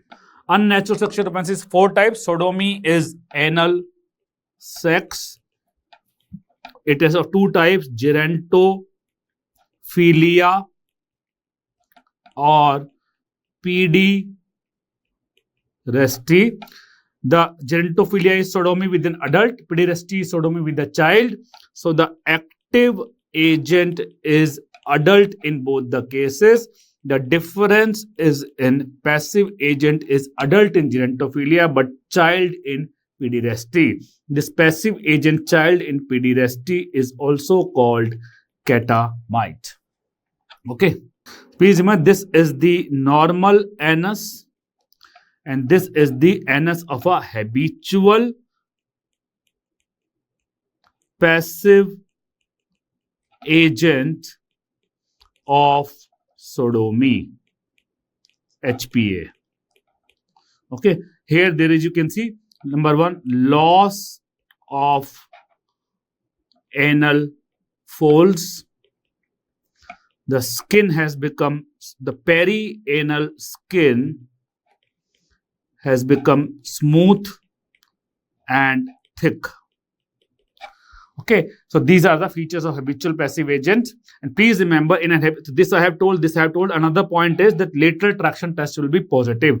You retract the buttocks of accused.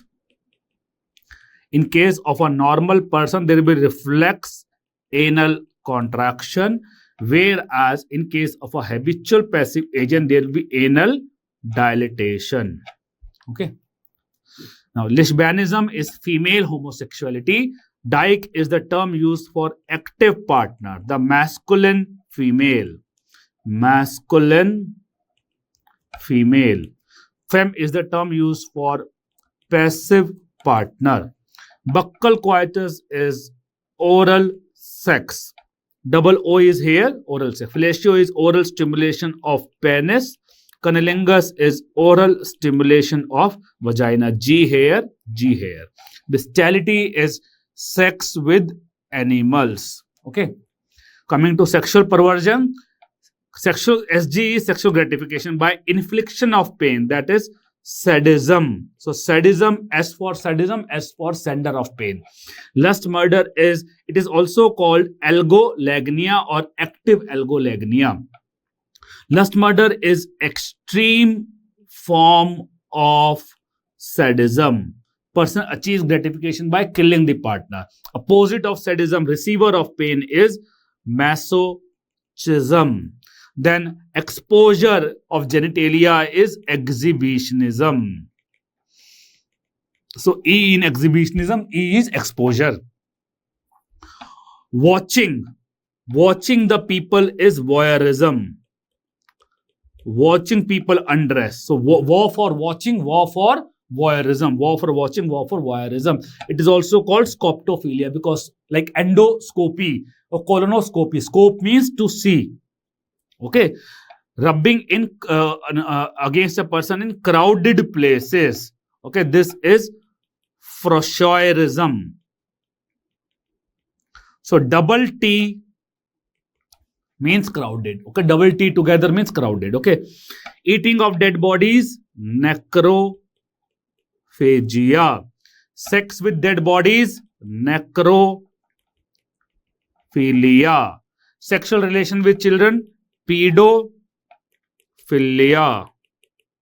Okay. Sexual gratification by non-living objects like footwear, undergarments, fetishism. Cross-dressing, wearing of clothes of opposite sex, is called transvestism or eonism. Transvestism can be of 2 types, that is because of sexual gratification or because of some psychiatric illness. like gender identity disorder. Okay, so when it is because of sexual gratification, then it is called transvestic fetishism. So please remember one thing: transvestic fetishism is a sexual perversion. It's a sexual perversion, but transvestism alone may or may not be a perversion depending upon what's the cause of transvestism. Obscene speech, S for speech, S for sotologia, obscene speech. Related to feces, sexual gratification by feces, coprophilia. Sexual gratification by urine, urophilia. Focus on a specific part for partialism, that is called partialism part. Okay, and that part is particularly feet, that is called podophilia, feet. And please, sexual gratification, enema, clisma, enema, easy to remember, clisma, enema. So clismaphilia is sexual gratification by enema. Masturbation is also called onanism. It is not a perversion unless done in a public place. Abortion, infanticide and child abuse. So abortion, please remember, just remember that 88 to 92 BNS pertain to criminal abortion. Just remember this. These laws pertain to criminal abortion. Now coming to MTP Act, please remember, consent of legal guardians is required if the age of the girl is above 18 years or she is mentally disabled. So legal guardian may be parents, but it can be someone else also. Just remember this. Legal guardian is the most appropriate term. Legal guardian may be parents, but it can be somebody else also. For husband, I told you, not mandatory, but good to take. I told you, but good to take. Otherwise, he can file for divorce. Below 20 weeks, consent from one doctor required. 20 to 24, consent of two doctors. More than 24 weeks, consent of a medical board is required, which comprises of multiple people, multiple doctors. Below 20 weeks, it can be done in multiple conditions, including contraceptive failure. Why I am specifically mentioning contraceptive failure? Because anybody can say contraceptive failure has occurred, condom has ruptured, anything. So practically speaking, less than 20 weeks, anyone can get abortion. But contraceptive failure is allowed only up to 20 weeks, not beyond that. 20 to 24 weeks is allowed in few conditions. Example: rape, congenital anomaly, disabled woman, okay, or the woman became widow or divorcee during pregnancy, war-like situation. So in few conditions it is allowed. Or a minor girl. About 24 weeks is allowed in only one condition, that is serious congenital anomaly. Serious congenital anomaly. Now, deadborn is a child who dies in the uterus itself before the process of delivery has started. So, this is a case of intrauterine death. Stillborn is a child who dies during the process of delivery. And for somebody to be called stillborn, the age should be of the fetus should be more than 28 weeks. Liveborn is a child who has shown any signs of life after being born completely, okay, out of the mother. But baby has to be out of the mother. Viable fetus is any fetus above the age of 28 weeks, when the baby can have a separate existence from the mother. Now, gestational age of fetus can be viability can be determined by ossification center, already discussed, from the length of the fetus and from overall fetal development. So, from the rule of Hesse, so please remember that we have to take the crown heel length.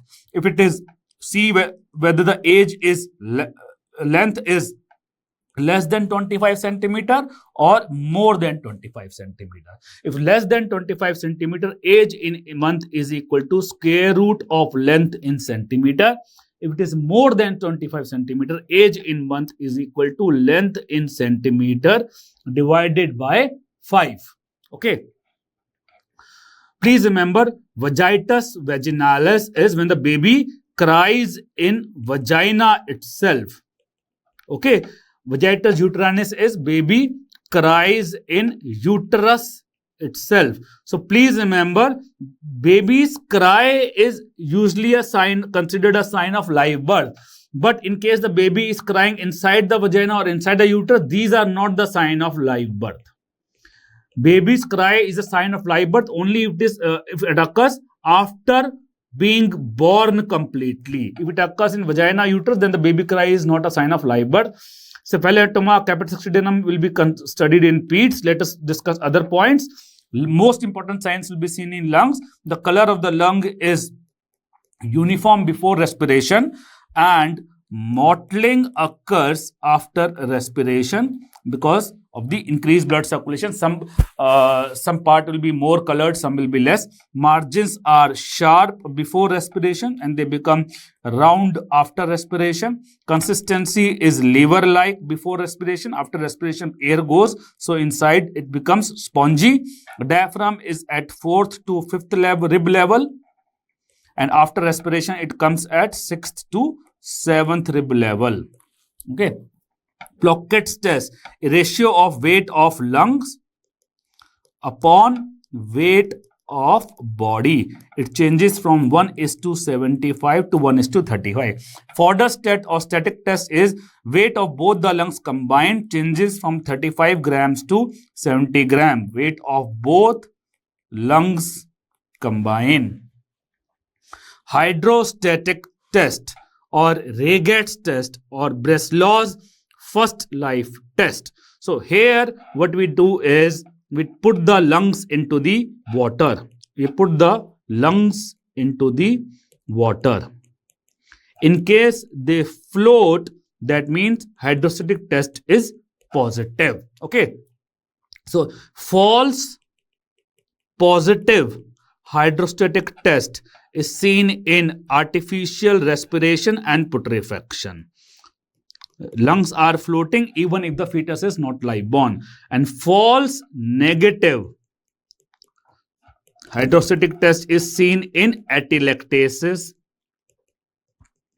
pneumonia, etc. That means lungs are sinking even if respiration has taken place. So like we have Breslau's first life test, similarly we have Breslau's second life test also, where we put the stomach or intestine into the water.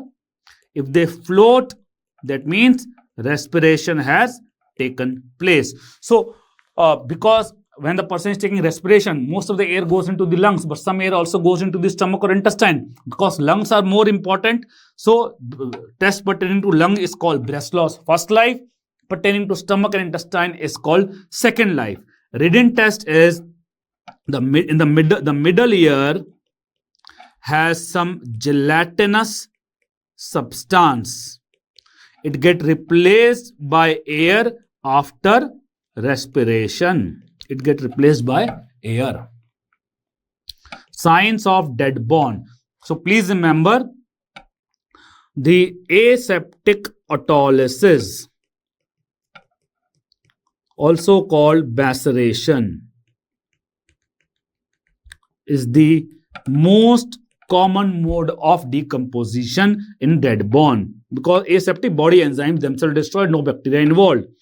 Mummification occurs rarely. It occurs when there is oligohydramnios. Then putrefaction occurs very rarely when the membranes rupture and bacteria come from outside. Okay. Please remember, in a dead bone, adipocere never occurs in a dead bone, And rigor mortis does not occur in a dead bone if gestational age is less than 28 weeks. Okay, so these 2 points, adipocere never occur, rigor mortis will not occur if the age is less than 28 weeks. Okay, so please remember these. You can see some of the signs of maceration are earliest sign is skin slippage. Okay, and then the baby become the skin, mucous membrane, they become all reddish in color, as you can see in this slippage and red color. Okay, and then you can see overlapping of skull bones occur. Overlapping of skull bones. This occurs because this is called Spaldig sign. Spaldig sign. Okay, it occurs because the tissues, brain, cartilage, etc. Brain becomes soft, small. That's the reason. Okay, infant autopsy we have discussed. This we have already discussed. Child abuse.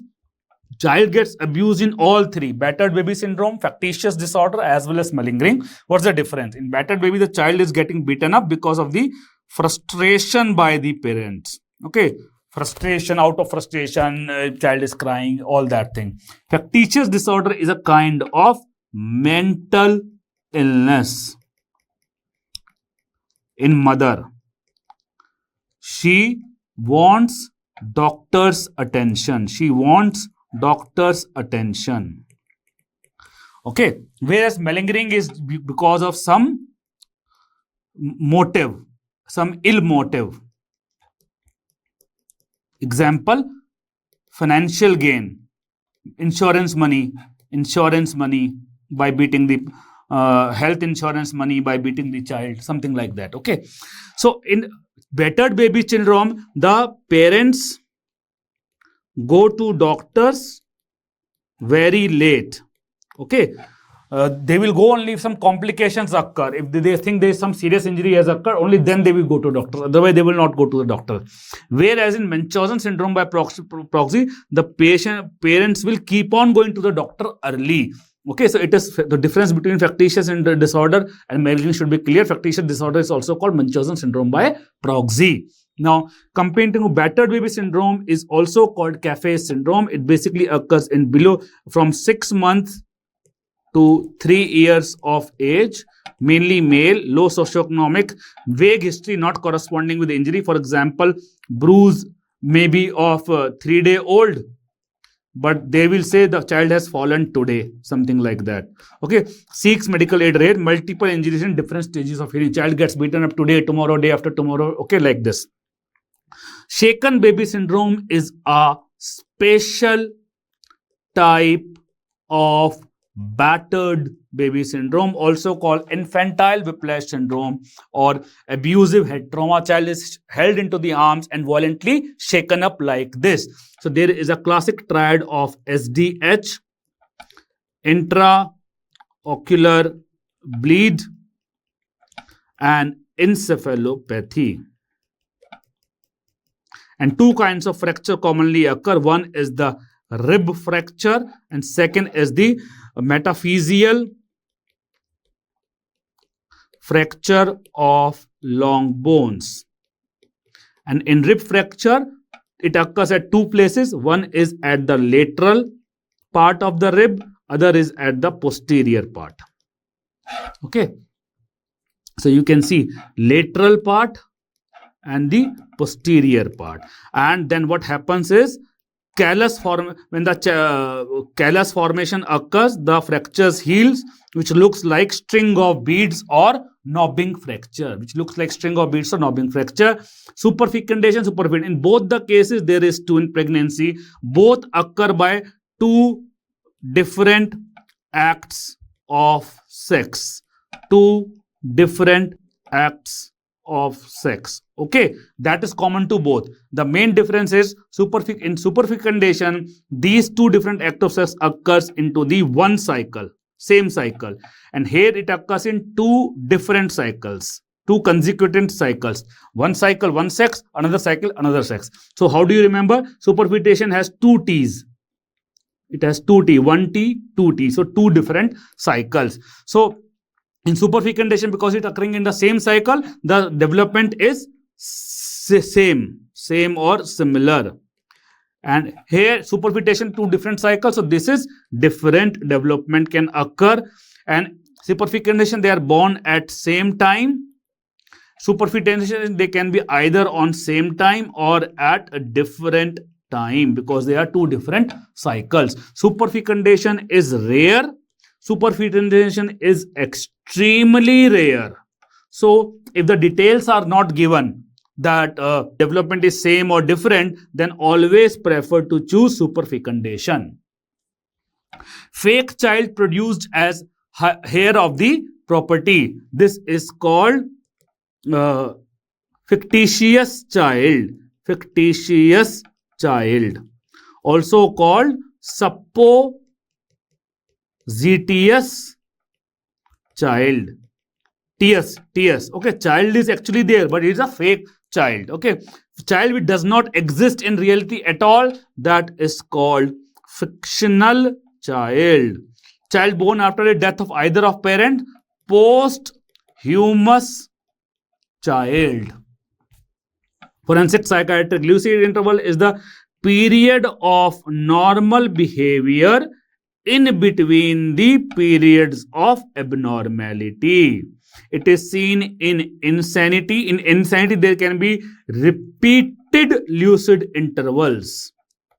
Okay. And then it can be seen in EDH and sometimes in SDH also. But here it will be only one instance of lucid interval. Here the patient will have same rights and same liabilities as that of an normal person. Okay. Civil responsibility of mentally ill, criminal responsibility of mentally ill. In civil responsibility, basically you should be knowing about testamentary capacity, ability to make a valid will. Can a mentally ill person make valid will? Please remember, mental illness can be of 2 kinds in terms of severity. One is the mild severity, other is the severe in intensity. Okay, in mild intensity, person can understand what is right, what is wrong. Severe understand, he cannot understand what is right, what is wrong. So when he can understand what is right and wrong, that is called compos mentis. And here the person is not compos mentis. So a mentally ill person can make a valid will in case he is compos mentis. Holograph will is a will written by testator in own handwriting. Testator must be a major, 2 witnesses. Can it be made by a deaf, dumb or blind? Of course, yes. Can it be made during lucid interval? Yes. Can it be made while drunk? No, because that time the person is not compos mentis. Okay. Criminal responsibility of mentally ill is under 22 BNS, which was earlier 84 IPC. It is simple. If the person is suffering from such a severe mental illness that he cannot understand the nature of act, then he will not be punished. Okay, so here understanding is important. Whether the person can understand, suppose a person can understand but he cannot control himself, then he will be punished in India.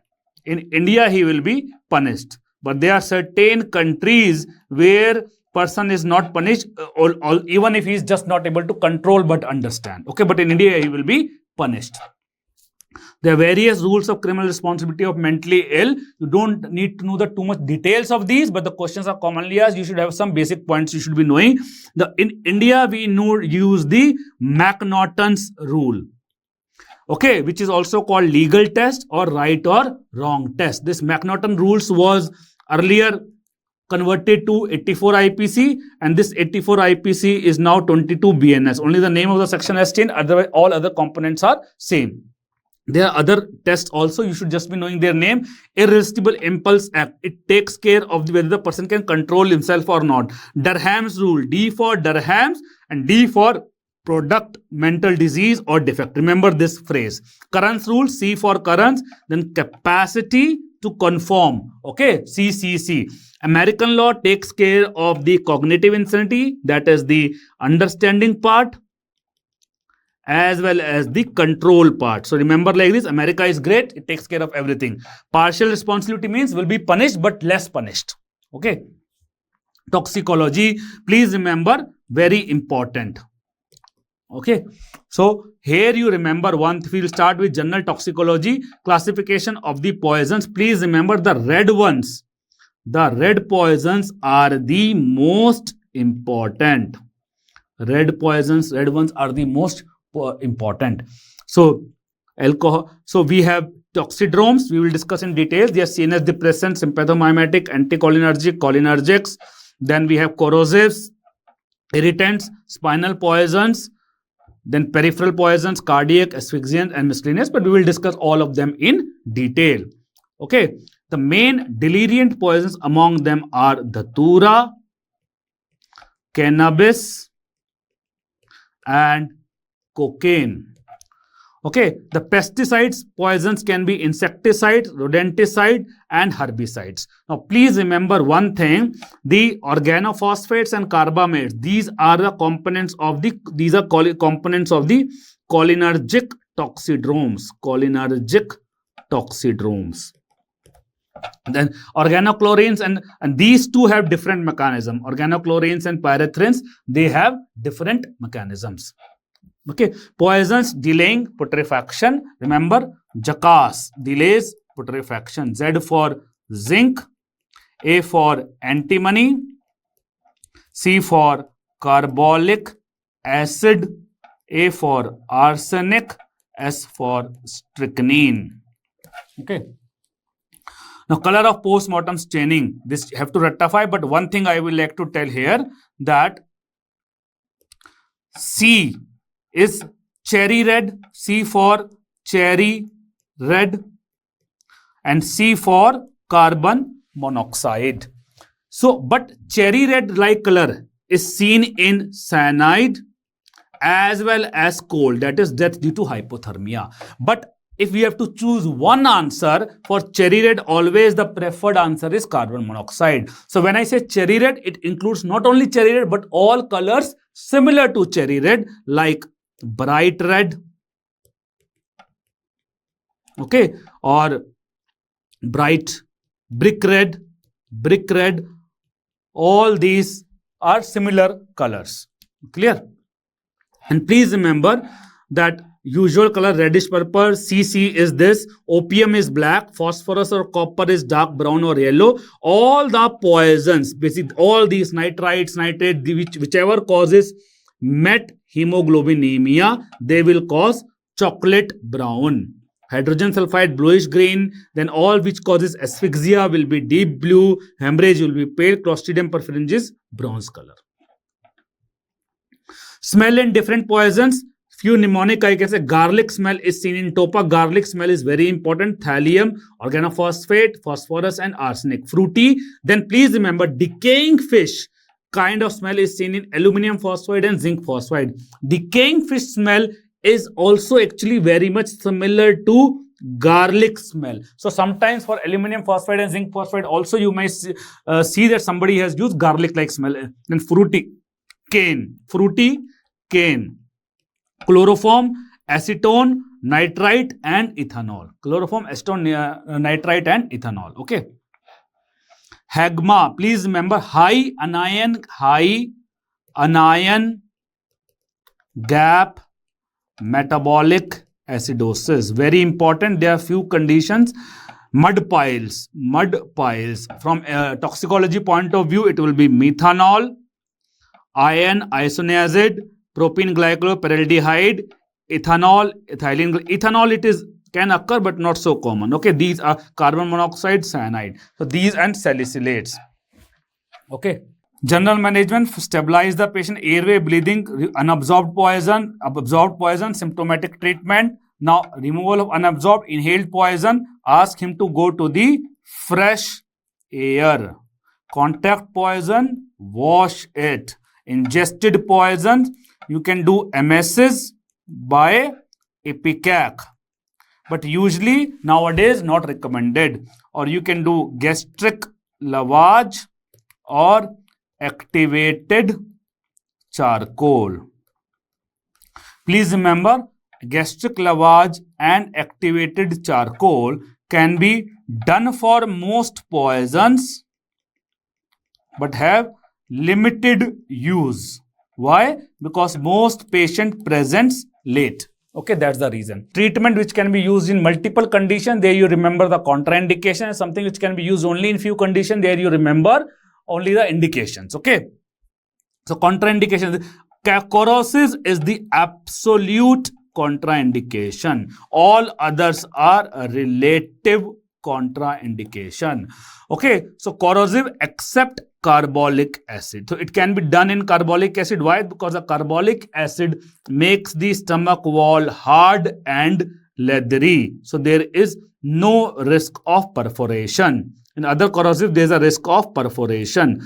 Now, convulsive patient, comatose patient, volatile patient, in all of them, there is a risk of aspiration.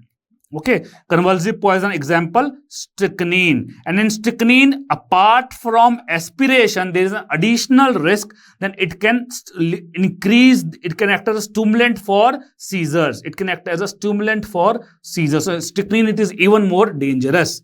Esophageal varices, because it can lead to bleeding. Okay, now please remember, when we say activated charcoal, it can be single dose activated charcoal and multi-dose activated charcoal. Single dose activated charcoal, here you just remember the contraindication. When we say activated charcoal, if nothing is mentioned, then activated charcoal implies we are talking about single dose activated charcoal, because mostly we give single dose only. But multi-dose is given in few poisons only. So here you have to remember the contraindications. And here, please remember, it is done in those poisons which undergo enterohepatic circulation. Okay, this is very important. Remember the mnemonic that activated charcoal is not useful in MOHUC. Metals, organophosphates, organochlorines, hydrocarbons, alcohols, corrosive, cyanides, carbamates. In organophosphates and organochlorines, it is relative contraindication, plus minus. Okay. Then indications for multidose is T at thallium and theophylline, P for phenobarbital, D for dapsone, C for carbamazepine, Q for quinine. So how do you remember? Instead of phenobarbital, you write phenobarbital. So everything other than theophylline and thallium, everything else has Ne, Ne, Ne, Ne. This is how you can remember.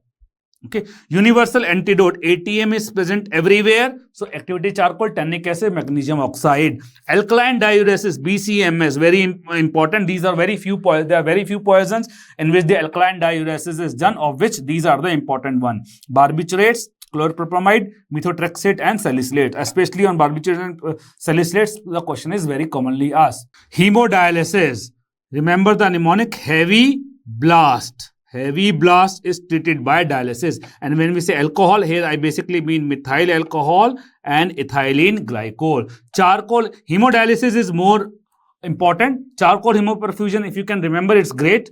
But hemodialysis is much more important. BST, C3, P3. Okay, BST, C3, P3. Poisons. Now, antidotes for methyl alcohol and ethylene glycol. The treatment which is common to both of them is, number one, we give fomepizole, also called 4-methylpyrazole. Either we can give this or we can give ethanol. Either of them can be given for either of them. If you have to choose, this is the main treatment. This is the main treatment, and out of them, which one is the best among these two? Fomepizole is the best. Then we can do sodium bicarbonate for acidosis and dialysis. This is for both. For only in methyl alcohol, we will give vitamin B9. Only in ethylene glycol, we will give vitamin B1 plus vitamin B6 and calcium gluconate for hypocalcemia. Benzodiazepine, we give flumazenil. Okay. Then opioid, we give naloxone. Sympathomimetic, we will give diazepam or benzodiazepines. Anticholinergics, we will give a cholinergic drug like physostigmine. Cholinergic poisons, we will give atropine. And if it is, so please here you remember one thing, that if it is organophosphate, then you will, along with atropine, you will also give pralidoxime. So you remember like this. I will just make a chart. So if we talk about insecticides, in insecticides we have organophosphates, carbamates, and we have organochlorines. So here you remember, for organophosphates we give atropine, okay, we give pralidoxime, and we give diazepam in this order. Okay, this is the first one to be given. Atropine is the first one to be given. For carbamate, we will give atropine and diazepam. We will not give pralidoxime. For organochlorines, we will not give atropine, we will not give pralidoxime, but we will give diazepam, because seizures occur in all three of them. Okay. Hydrofluoric acid, oxalic acid, and ethylene glycol. Please remember, all these three, they cause hypocalcemia. So we give calcium gluconate. HOE. So calcium gluconate is given in HOE, calcium gluconate. Heavy metals, chelating agents. Now, thallium, potassium ferric ferrocyanide. Here you remember one thing, that one is thallium, other is copper. In thallium, the antidote is potassium ferric ferrocyanide. In copper, the antidote is potassium ferrocyanide. Okay, so remember the difference. So here, one ferric is extra. So here you remember like this, that in thallium is more toxic, it is used for homicide and everything. So here one ferric is extra, and this, okay. And please remember, in thallium, we do not use chelating agent. But in copper we use it. We use chelating agent, and especially which one? Penicillamine. Okay.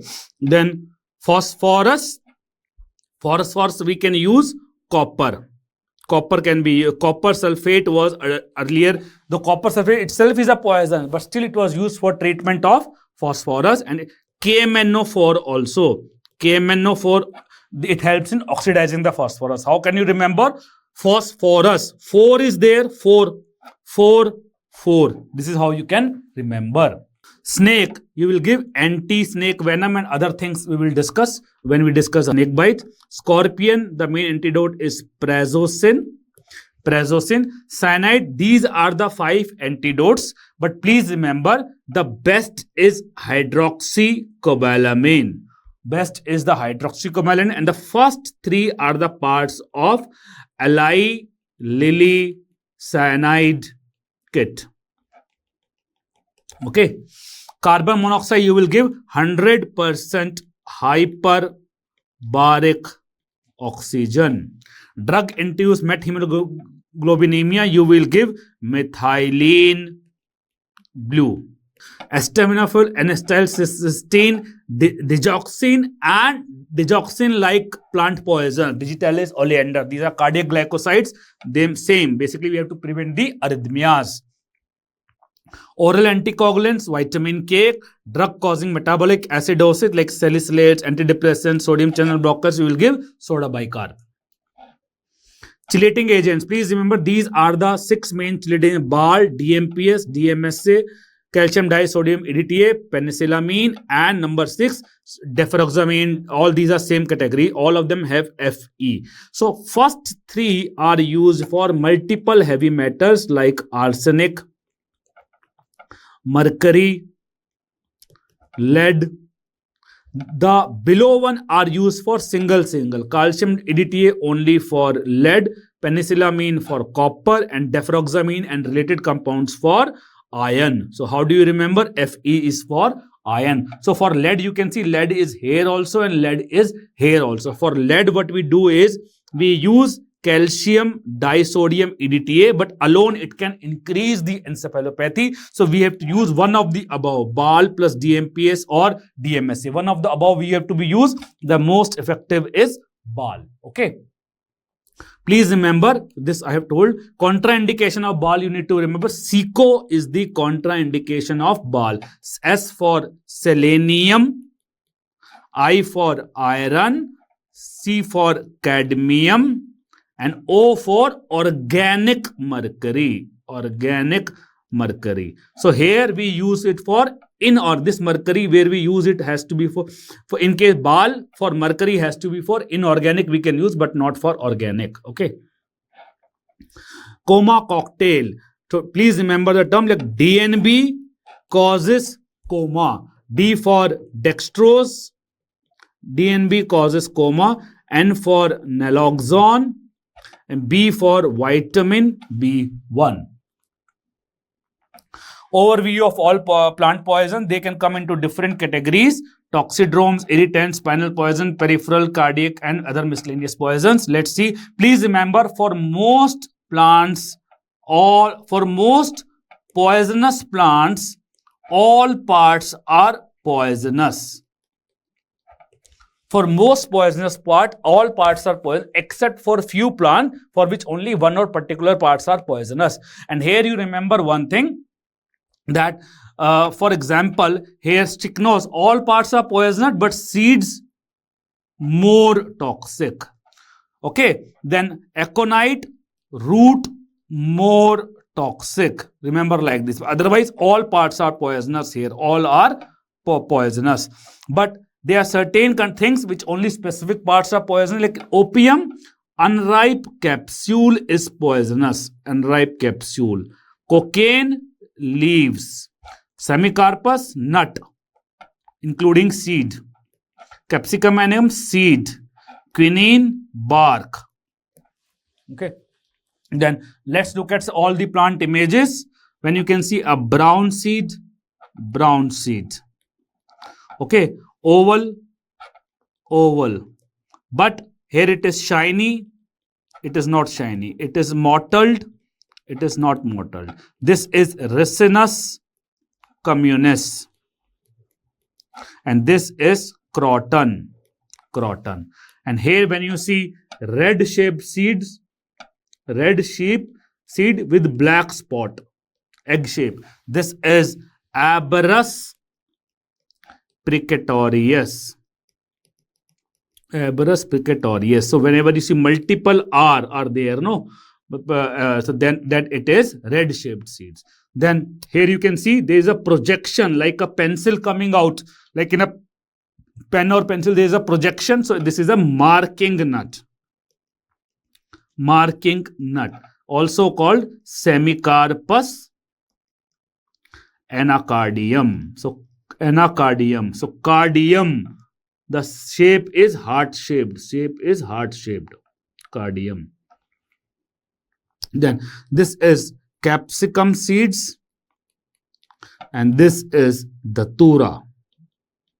Datura seeds. Capsicum seeds are small. Datura seeds are large. They are yellowish. These are brownish. These have round. These are round. Datura seeds are kidney shape. Capsicum seeds have pungent odor. Datura seeds are odorless. And RBC shaped seeds are those of Strychnos nux vomica. Okay, Strychnos nux vomica.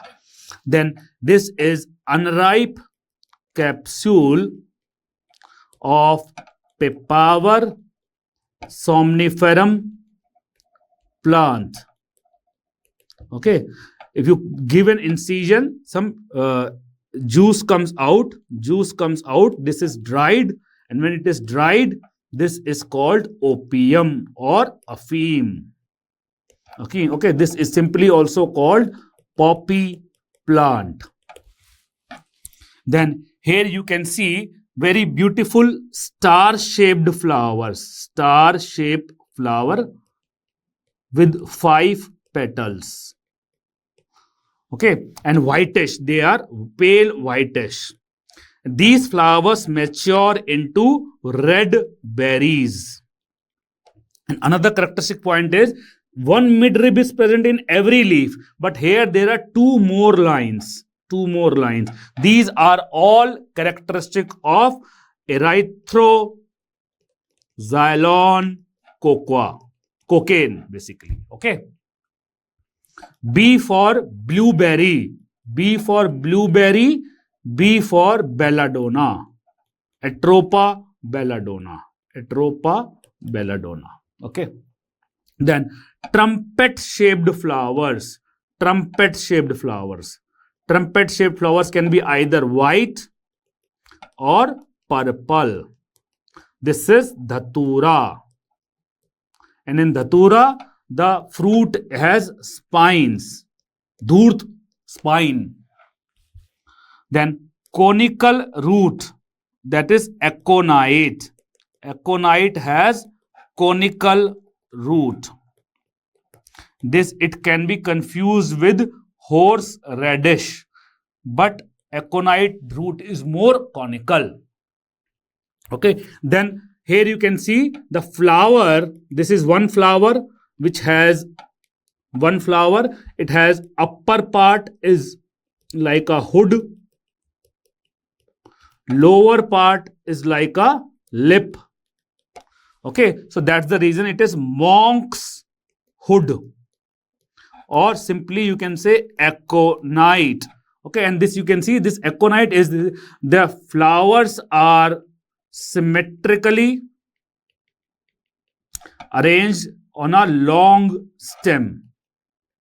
On long stem you can see flowers are symmetrically arranged. Okay, characteristic point. And here you can see this is simple white flower. Simple white flower, 5 petals. 5 petals. This is also simple white flower, 5 petals. So this is, but here you can see one mango like fruit is also present. So this is white oleander. Oleander, also called Nerium odorum. And this is Cerebra odolum. Cerebra odolum. And when yellow bell-shaped flowers, yellow bell-shaped flowers, they corresponds to yellow oleander. All of them belong to the same family of oleanders. All 3 of them belong to the same family of oleander. Then these are the flowers which are here. You can see the flowers are arranged in clusters. They are tubular, pendant shaped, pendant, and then heavily spotted from inside. Heavily spotted from inside. This is Digitalis purpura. This is Digitalis purpura. Okay. Then here you can see the finger shaped. One is digitate, finger shaped. Then serrated, and symmetrically aligned. Symmetrically aligned. This is typical of cannabis. Cannabis. Okay. Then here you can see bright yellow Okay, around.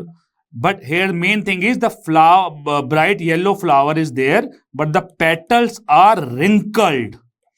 Petals you can say are wrinkled, and they have a paper-like texture. Paper-like texture. This is Argemon mexicana. Argemon mexicana. Okay. Now, coming to toxidromes, if we have to remember all toxidrome from the single word, CNS depressants is all depressed. Sympathomimetic is agitated. Anticholinergic is a dry person. Okay, all secretions become dry. Cholinergic is a leaking person, leaking from everywhere. Eyes, mouth, urination, diarrhea, sweating, everywhere. Okay. Then CNS depressants, the main CNS depressants are abo. And main sympathomimetics are set plaque.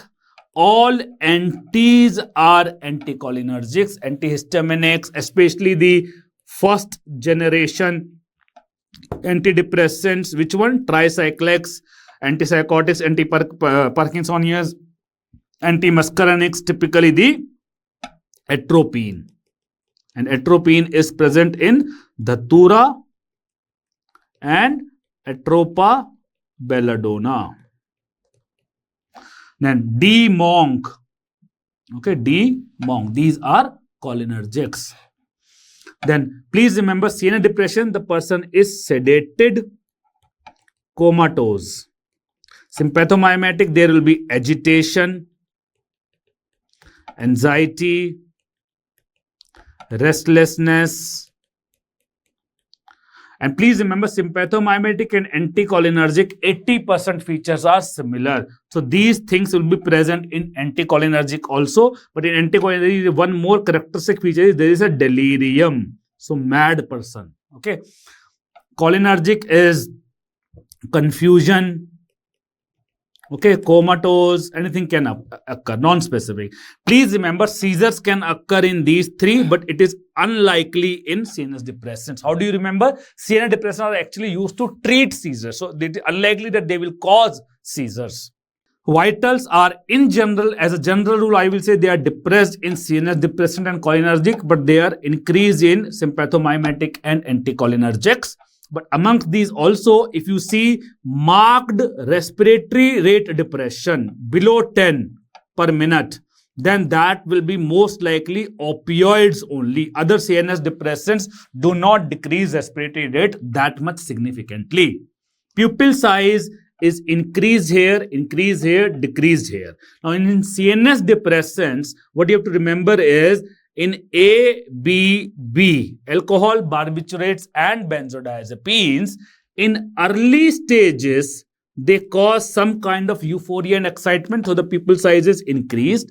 But in alcohol, barbiturate, benzodiazepines, but in late time, it is decreased. Whereas opioids causes profound CNS depression, so there the pupil size is always decrease. In fact, the pinpoint pupil can be found in organophosphates and opium. Okay. Now, skin. Please remember, in CNS depression, there will be no change. Sympathomimetic, there will be sweating. Anticholinergic, it will be dry. As we know, cholinergic, the sweating will be there. Then sympathomimetic, the face is pale because of vasospasm. Anticholinergic, it is flushed. I told you that the 80% features are similar, but there are certain differences. These two are the important differences. Then in anticholinergic, the body secretions are dried up, so there will be constipation. There will be urinary retention. In cholinergics, the body secretions are increased, so the beautiful mnemonics, all of you must be knowing: dump, bells or sludge. D for diarrhea, D for diaphoresis, U for urination, M for meiosis, B for bradycardia, and bronchial secretions increase. E for emesis and excitation of skeletal muscles. So this excitation of skeletal muscle is because of the nicotinic symptom. All other symptoms are muscarinic. Lacrimation and salivation. Okay. Now, please remember, let's discuss further details on few of the important toxidrome poisons. So, methyl alcohol is a component of illicit liquor, that is hooch. And ethylene glycol is a coolant, antifreeze. Okay. Metabolism. Methyl alcohol and ethylene glycol are themselves not toxic. Their metabolites are toxic. Methyl alcohol is converted to formaldehyde by alcohol dehydrogenase, and formaldehyde is converted to formic acid by aldehyde dehydrogenase. Similarly, ethylene glycol is converted to glycoaldehyde by same alcohol dehydrogenase, and by aldehyde dehydrogenase it is converted to glycolic acid. Glycolic acid is converted to oxalic acid. So the main culprit here is oxalic acid, and here the main culprit is formic acid. This oxalic acid combines with the body calcium. So this leads to hypocalcemia on one end. So various features of hypocalcemia occurs. Then what happens is, when it combines with body calcium, then calcium oxalate crystals are formed in urine, which go in urine. And these calcium oxalate crystals also leads to acute renal failure, both by blockage and as well as direct toxic effect. So here, if I see treatment we have already discussed when we discuss about the antidotes. Okay. Now, please remember, these are envelope-shaped crystals are calcium oxalate crystal, which can be seen either in ethylene glycol or oxalic acid. Okay. This we have discussed, plant, main toxic part, this all we have discussed. Cocaine is obtained from leaves of erythro, xylon, coca leaves. It can be used by different modes. Snorting is common. This is snorting. So this can lead to ulceration or perforation of nasal septum. Okay. Speedball is a combination of heroin plus cocaine. It's extremely addictive. Body packer syndrome, people smuggle cocaine in plastic bags.